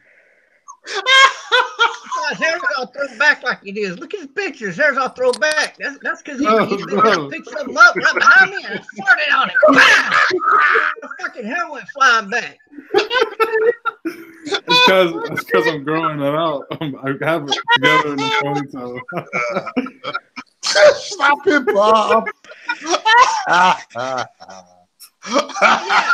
reminded me. What's up, Simply?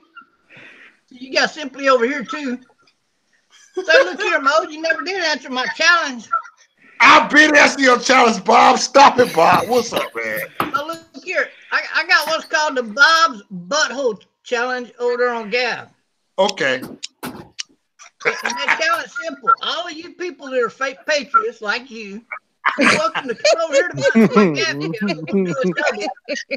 We both bend over at the same time and spread our butt cheeks. I'll bet my butthole's smaller than yours.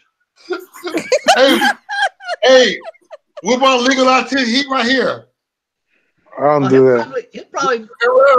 He might tie with me. I don't know, but I don't think you tie with me. I think you lose that challenge. No, you say he was a fake too. Bob, I think that's your way of trying to get see their Stop ass. it. No, Bob, keep going. No, So you said Uber guy is fake. You're not a he. Wee-hee. Oh, You talk more about Mo and his know you genitalia than you talk about anything else. You're a little obsessed with Mo's No, I junk. think I talk more about your chin than I do Mo's genitalia. Oh, Bob, you're just Come jealous. on, you got that big old jingle bell catching chin. Oh, Bob. Bob funny. Hey, you know when people clap in the audience? Sometimes, like whenever you have sex, that's your chin you're hearing. Stop it, Bob. Bob, it's crazy. Stop it, Bob. Who else is on here? He came back over here. I had to see Bob. I miss Bob. Stop it, Bob. Don't tell me that's another damn Muslim popped on here. Now hold on. Don't get your head knocked off. Hey, show me a Muslim that voted for Trump. Stop it, Bob. Wait, hold on. Here's my question for you, Bob. Who here's got the beard that literally resembles Osama bin Laden? Yeah, but this is a white boy beard. This ain't no Muslim beard. And Mo ain't black. I don't know who told Mo he's black, but he ain't black. Look at his beard. He got straight hair. Let me show you. I'll prove to you Mo's white. Watch this. Watch this. Oh, Hold on. You playing the Hindu shit? That's not Hindu. You need to learn your cultures, Bob. I don't need to. Hey, they moved to America. They need to learn American culture. dude, Bob is hilarious. Bob is comedy. That's for sure. You He's a live with joke. Bob in you. It ain't let me turn my screen around. I got a picture over there on Gab that proves you white because let me tell you, I got your three Muslims, Jimmy J and Ike and that other dude that was at Oh my the God! rally. Stop it, Bob. That rally that goes to all the BLM meetings with the other guy. Yeah. Oh my God. And we got all them videos. Don't deny it. Other guy's a freaking Muslim. We got all three of them lined up, Mo, and they black. And you white. Hell, you look whiter than me in this picture.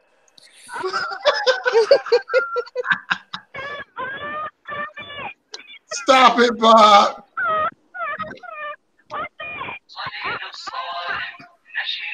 Hey, salute Bob. Bob got his keystone, man. Now, once I turn my screen around, y'all be laughing your ass off how white Mo looks compared to some real brothers. I love Bob. I freaking love this dude. He's funny. Somebody say Kaiser. Like me, some of you Muslim. What about the sodomite Jews? What about the sodomite Jews?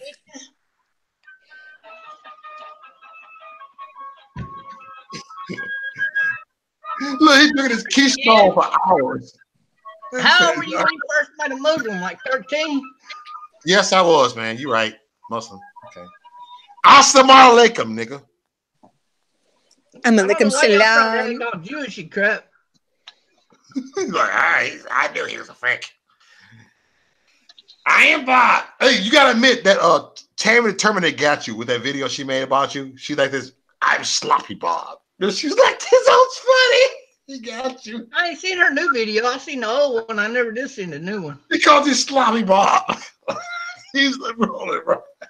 Oh, she get over it. She get over it. She mad because she got caught back in the day. Stop it, Bob. She got caught. She got caught. Hey, so Bob, did you see what happened to me yesterday? No, let's put our BS aside. Do you see what happened with me and Antifa yesterday? They assaulted me yesterday. Oh, your buddies at Antifa? Yeah, I seen you pretending to be a patriot. No, if they my buddies, why would they assault me? They didn't assault you. They bumped me. You saw it? Let me see your black eye. Stop it, Bob. You said, let me see your black eye. All right. Let me see a bruised rib or All something. right, man. You got me. All right. I'm like, yeah. See, my buddy went to Charlottesville. He got some marks to prove it after the battle because he really got into some fights. Dude said, let me see your black eye. You know what? That's why I like Bob, because Bob said, let me see your black eye. You come right at me like this. Good. Yeah, Hi, Bruce. Them your buddies, man. It's easy to tell because all these Muslims you hang around. You got Muslims all around. Shut the hell up, Bob. Your ass. You know you Antifa. What they do? Spike your keystone, nigga. Look here, Mo. That's about like saying that EI and that other group, RAM, is an American organization. It's not. It's not. Do you know where they come from? Where they come from, Bob? Started up EI and RAM. Do you know he even started those two groups up? For real? There's those two groups. That was Kyle Stick Man. Oh, yeah. He started them up because he's from Australia. And that's where he started those groups up. None of them guys are even American. American. You're right. They're American. Damn. Don't stop it, Bob. Don't stop it, Bob. What's up, sis? Sam, can I get my income tax return, Uncle Sam? We can barely hear you. No, I'm telling Uncle Sam up there that Uncle Sam had on. Bob, look. Sis, we can barely hear you. Lips? I couldn't hear. I said, give my income tax return, Uncle Sam. Can my income tax? I can't really hear what she's saying, but if she wants to come pay me a visit, you know, I don't mind fucking a Muslim out of her. Oh, Bob, stop it. I'm a black woman. You like Uncle Sam. You look like the 4th of July man. Oh, stop it, Bob. You come see me, we're gonna have 4th of July. I bet you. I know you can't wait to get a black woman. You want a black woman so bad. This Yeah, I love kid black on. women. You like They that don't have black no meat? life when they die. Don't know how to That's handle not it. the taste. You can't handle that black meat, Bob. Keep telling you, Bob. Stop it, Bob. I'm telling you, Can't I handle get done with you. You're gonna be saying "God bless America" instead of whatever the hell the damn Muslims say. Bob, you gonna be saying CPT. I might be saying all over that taco. Stop it, Bob. Stop it, Bob. Can you Bet get I have Uncle heard Sam screaming back in the his middle hat? of the night. My damn neighbors have called the police on us. Cops are showing what happened. I ain't Muslim no more. You think I'm a Muslim? That's stupid. Oh.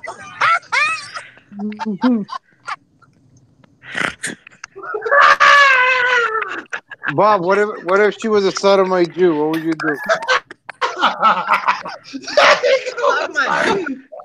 What if she was a Bob needs some sodomite weed. Jew? Get Bob some weed.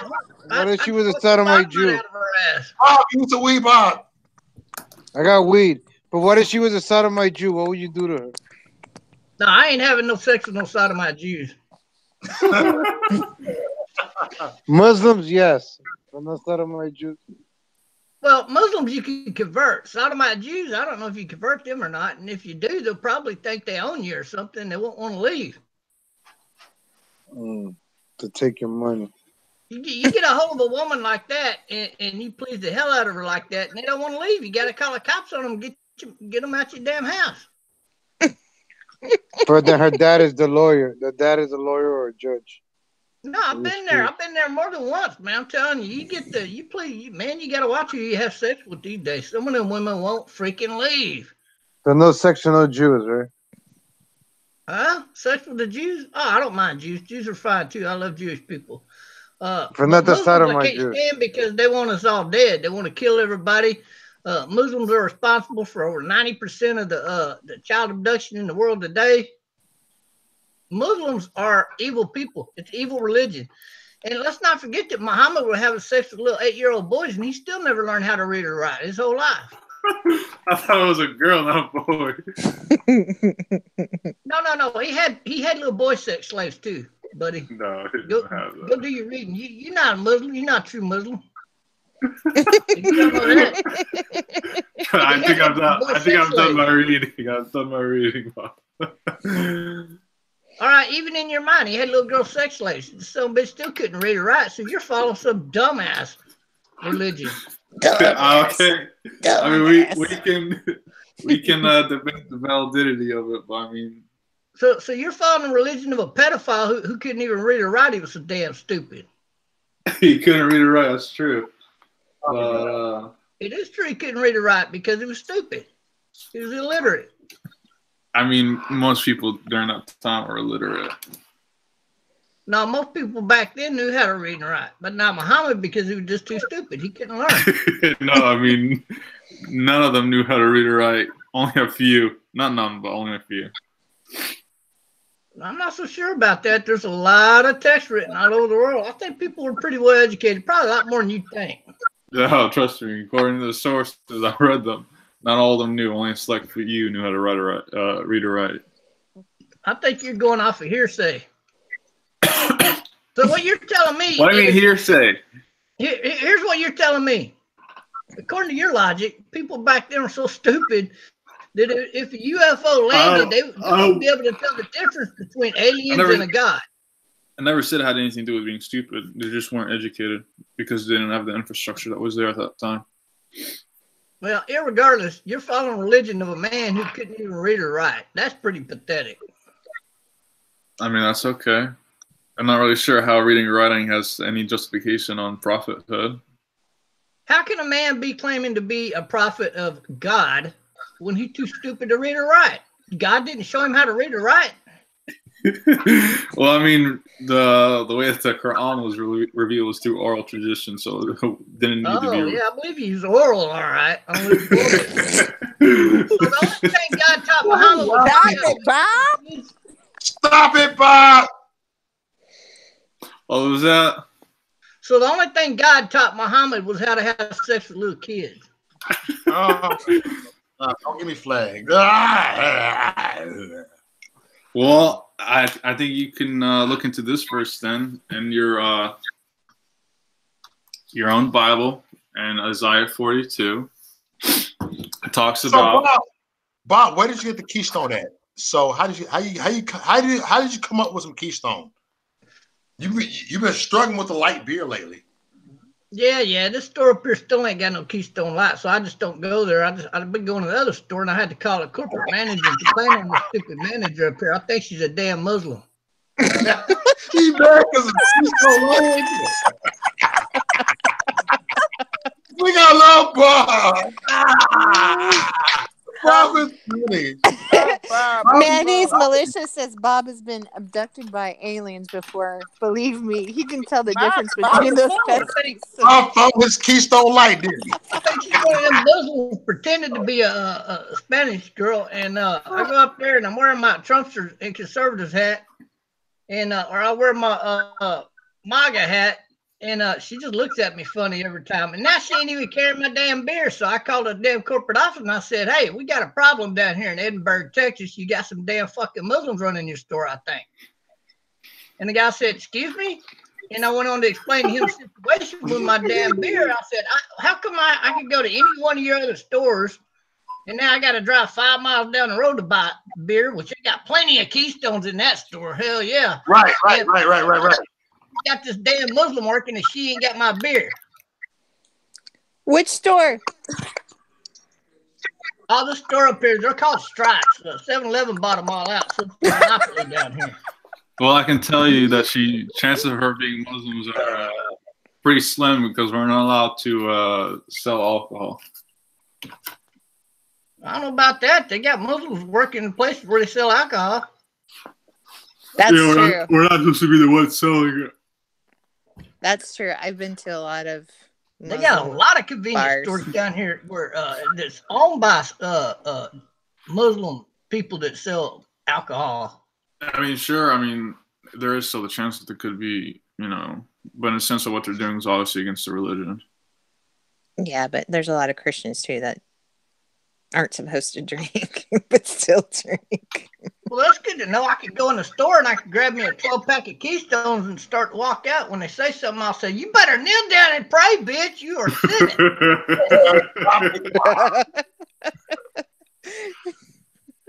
Bob happy he got his Keystone. Look, Bob ain't Bob without his Keystone. He sit there with a tall can, sit there like that. What about that 211? What about that 211, Bob? You I ain't 211 beer? 211? Yeah, I can drink 211. I prefer Keystone Ice. Keystone Ice. I'm gonna get Bob a 40 ounce. A 40 ounce OE. You can trust your Bob. I'll buy you some 211 if that's what you want. Hell, we can go pay a visit to the liquor store, baby. Hell yeah. Look. Hell yeah. Bud Light, Bob. Bud Light, Bob. No drink. But look here, this guy says they're not even allowed to sell alcohol. Well, let me ask you this. Y'all are so mighty and clean and all that. How come y'all drink camel piss? I didn't think about that.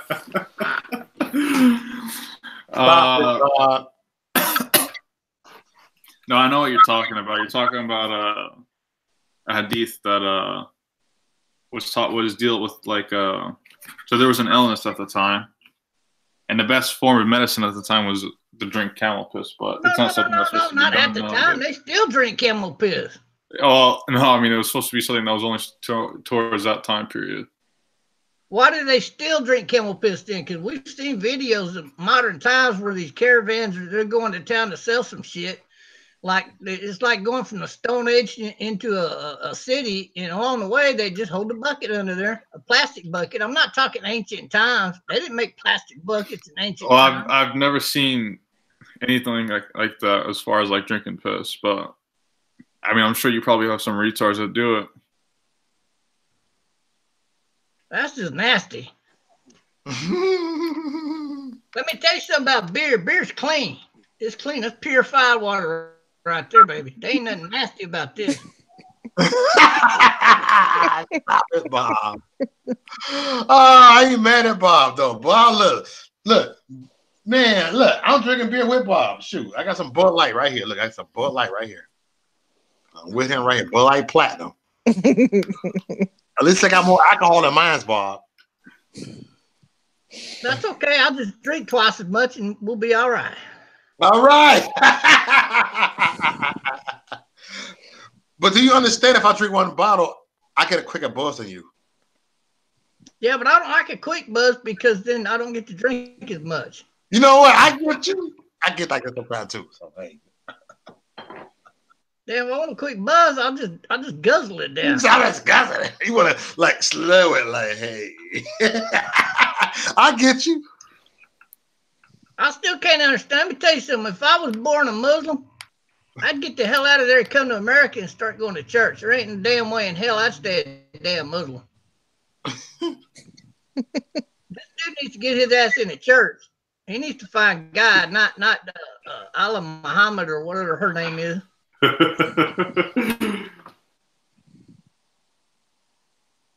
How do you follow a God of Satan like that?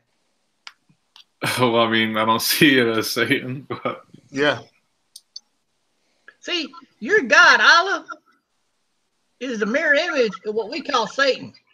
well, I mean, realistically, from the Islamic standpoint, we believe, since you guys believe the Holy Spirit, the Son, and the Father, all three in one, we just believe that it's only the Father that's the God, while Jesus was a prophet.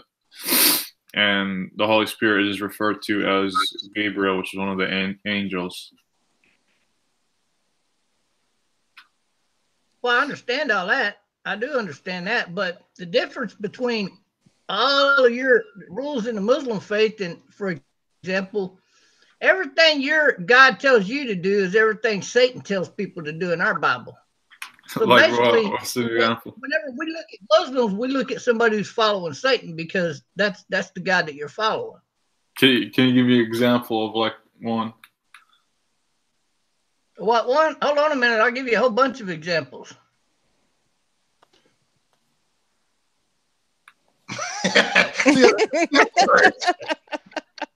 Stop it, Bob. Hold on a minute. I'm fixing to go right. Hold on. Damn.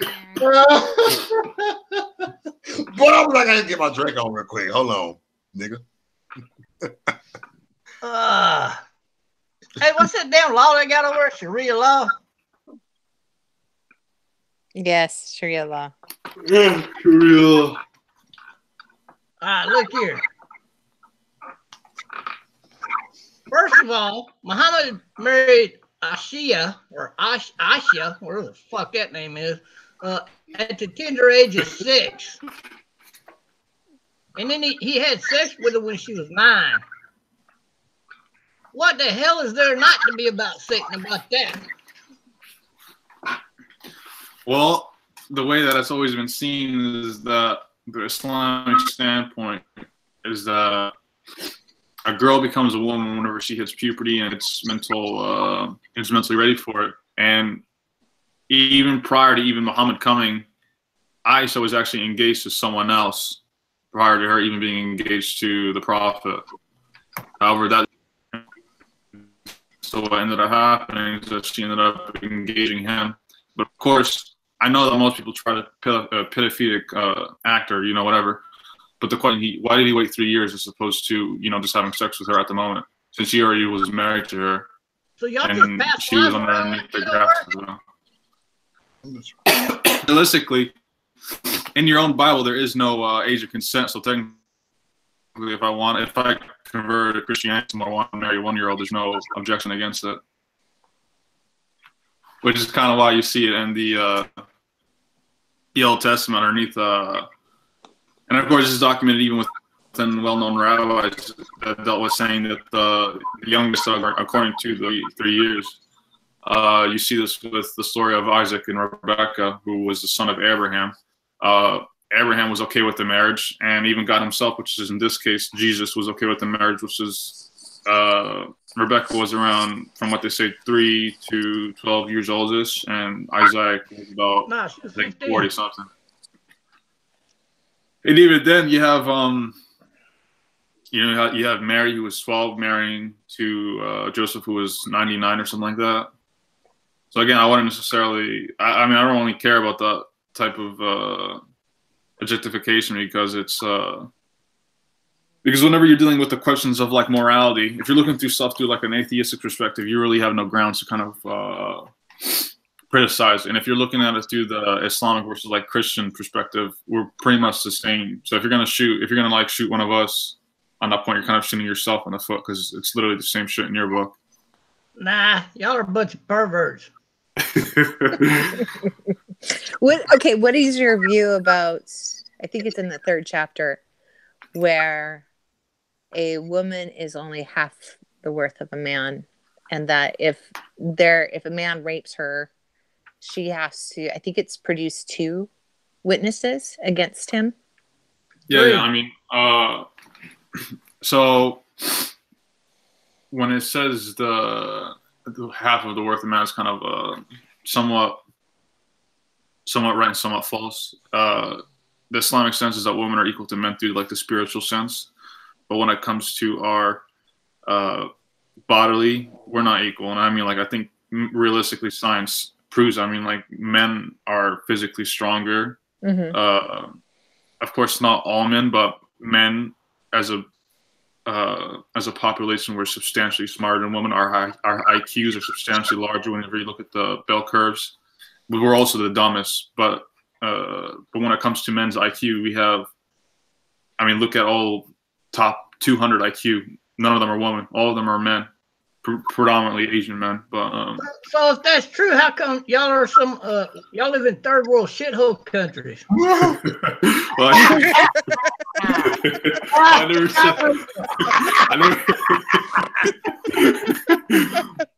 said. Look here. Mo's a prime example. He drinks Budweiser. Budweiser, the entire corporation is run by a woman. Damn it. Stop it, Bob. Well, again, I never said that, the smartest people were from that side of the world. But I mean, like. Have you ever ate chili? Have you ever ate chili? Yeah. Did you like it? Yeah. Yeah, it was created by a woman. I mean, I never said just because right, men. I'm not saying that women haven't contributed to society. I still think that they definitely do. But I mean, like, if we're looking at it in the sense of like, look at modern day America today. There's actually just a study that just came out that shows that within the white population of America, you guys are going to be pretty much a dying breed because of the fact of how you guys are not breeding enough to above the replace rate. Right. And so, of course, that question is, laws that you fucking Muslims brought in here with all your fucking. But my question is, okay, so you brought up a valid point about. No, but this is my question. My question is why? What have we seen? I mean, like, if you look at prior to like the baby boom generation, you have probably the most religious, one of the more religious Christians in America. That the church attendance was high. They believed in the whole concept of that, the man's supposed to be the one to provide while the woman's supposed to stay home. I mean, look at advertisements in the 1930s. You always see, the woman's wearing like a skirt, high heels, cooking for her man, not complaining. He comes on, hey, what up, sweetie, and all this shit. And then look at what we have now, which is, this whole like, voluptuary, hedonistic lifestyle where it's just like, woman, go have as many partners as you want. Forget about the family because guess what? Now gays can marry and all that shit. I mean, like, and you're seeing these results that are happening. It makes you, makes you question, what changed then to change now? Predominantly whenever we had the baby boomers to set up, their lifestyle was what? Sex, drugs, and rock and roll. You see that church attendance went down. And just overall, divorce rate went up because what happened is that, of course, deviating away from a religion, it went from thinking about like the family, caring about the, devotion to God and then now it's just pretty much, it's all about pleasure. So, and of course, like realistically, if somebody's getting married to someone just because of the feelings are eventually all going to run out with anyone. There's always supposed to be like a, more of a foundation.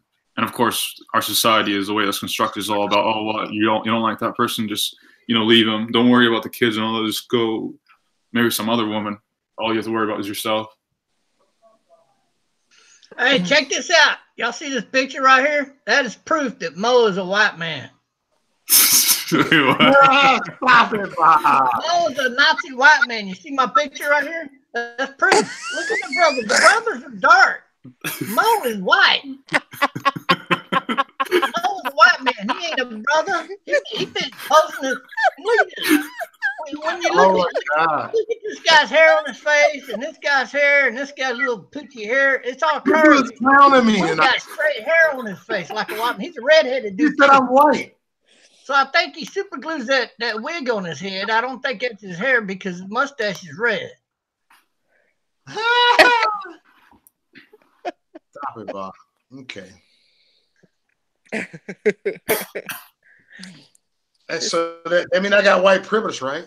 Well, I have another question for you. Like, I like your points about Christianity and how we failed, and I'm not saying like that. No, I'm not saying it's Christianity's fault. In fact, I think what America needs is more of a revival of Christianity. I think it's what has happened. If you've had the atheistic secular viewpoint has been winning America, and that's why you're seeing what you're seeing. If you actually, I think that if you realistically actually return to Christianity. Because I have a lot of friends who are like Catholics, and I think that if people were to kind of follow that stream, you'd be go. Mm-hmm. No, so but my question is that so in the Quran it also says that if a woman doesn't veil herself or cover herself, she is asking for a beating. That's not cool. Where? I've never. It's in chapter 3. There's I think most of chapter 3 is all about the woman and her place. I think you're talking about more in the sense of I know what you're talking about. It's not about the veiling. It's about a woman that disobeys her husband. If a woman tries to walk equal to a man and she don't walk 4 steps behind a man, he can bitch slap her ass. What's up with that? So there's steps. That's something you like, part, huh? So there's around her, walk with her. We'd be talking about shit, and we'll stop over at the flower shop. I'll buy her some flowers. We keep walking. Hey, baby, jacuzzi, you want to go in there? Let's go have some fun, darling. You know what I'm saying? Oh shit, a fucking sports car. Let's go get drunk. A woman walking 4 steps behind a man. What is that? Do y'all think women are like little fucking dogs and pets or what? I never heard about the 4 steps behind. But I mean, you ain't no damn. You're not a real Muslim. You a lying motherfucker. No, I love Bob. Bob got no filter. Bob, tell how it is. I'm not. What do you call? I've never heard that 4 steps specifically, but I know. Bob is my nigga, even though he's white. Bob is my nigga. In the sense that, like, for example, if a Muslim woman wanted to go outside, she'd have to go with someone that's referred to as mahram, which pretty much means someone who's of close relative. So, are you married now? Are you married now? No. You're not married? No, I'm not. You're not married. If you are married, can I buy your wife from you, and how much would it cost? Oh my gosh, Bob! Stop two, it, Bob. 2 goats, bro. It's gotta be good ones. If you were married to Chrissy Ann right now, you're married to Chrissy Ann, and I want to buy Chrissy Ann, how much would it cost me? $800? Better not be 2 goats. $25. All right. $500 and 2 goats. What the hell? You better say like a whole freaking herd. I love you. I pay $2.95 on our this place. I'll take her for $1,000 and 400 goats.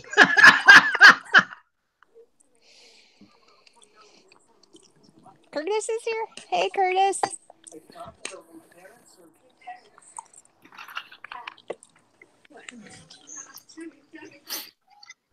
Damn, I never thought I'd get Bob on here.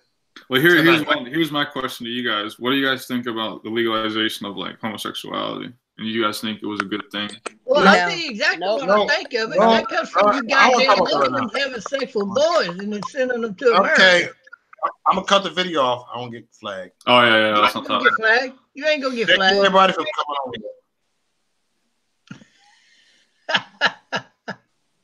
here. Thank you, everybody, for coming on here. I have to cut the video short. Thank you.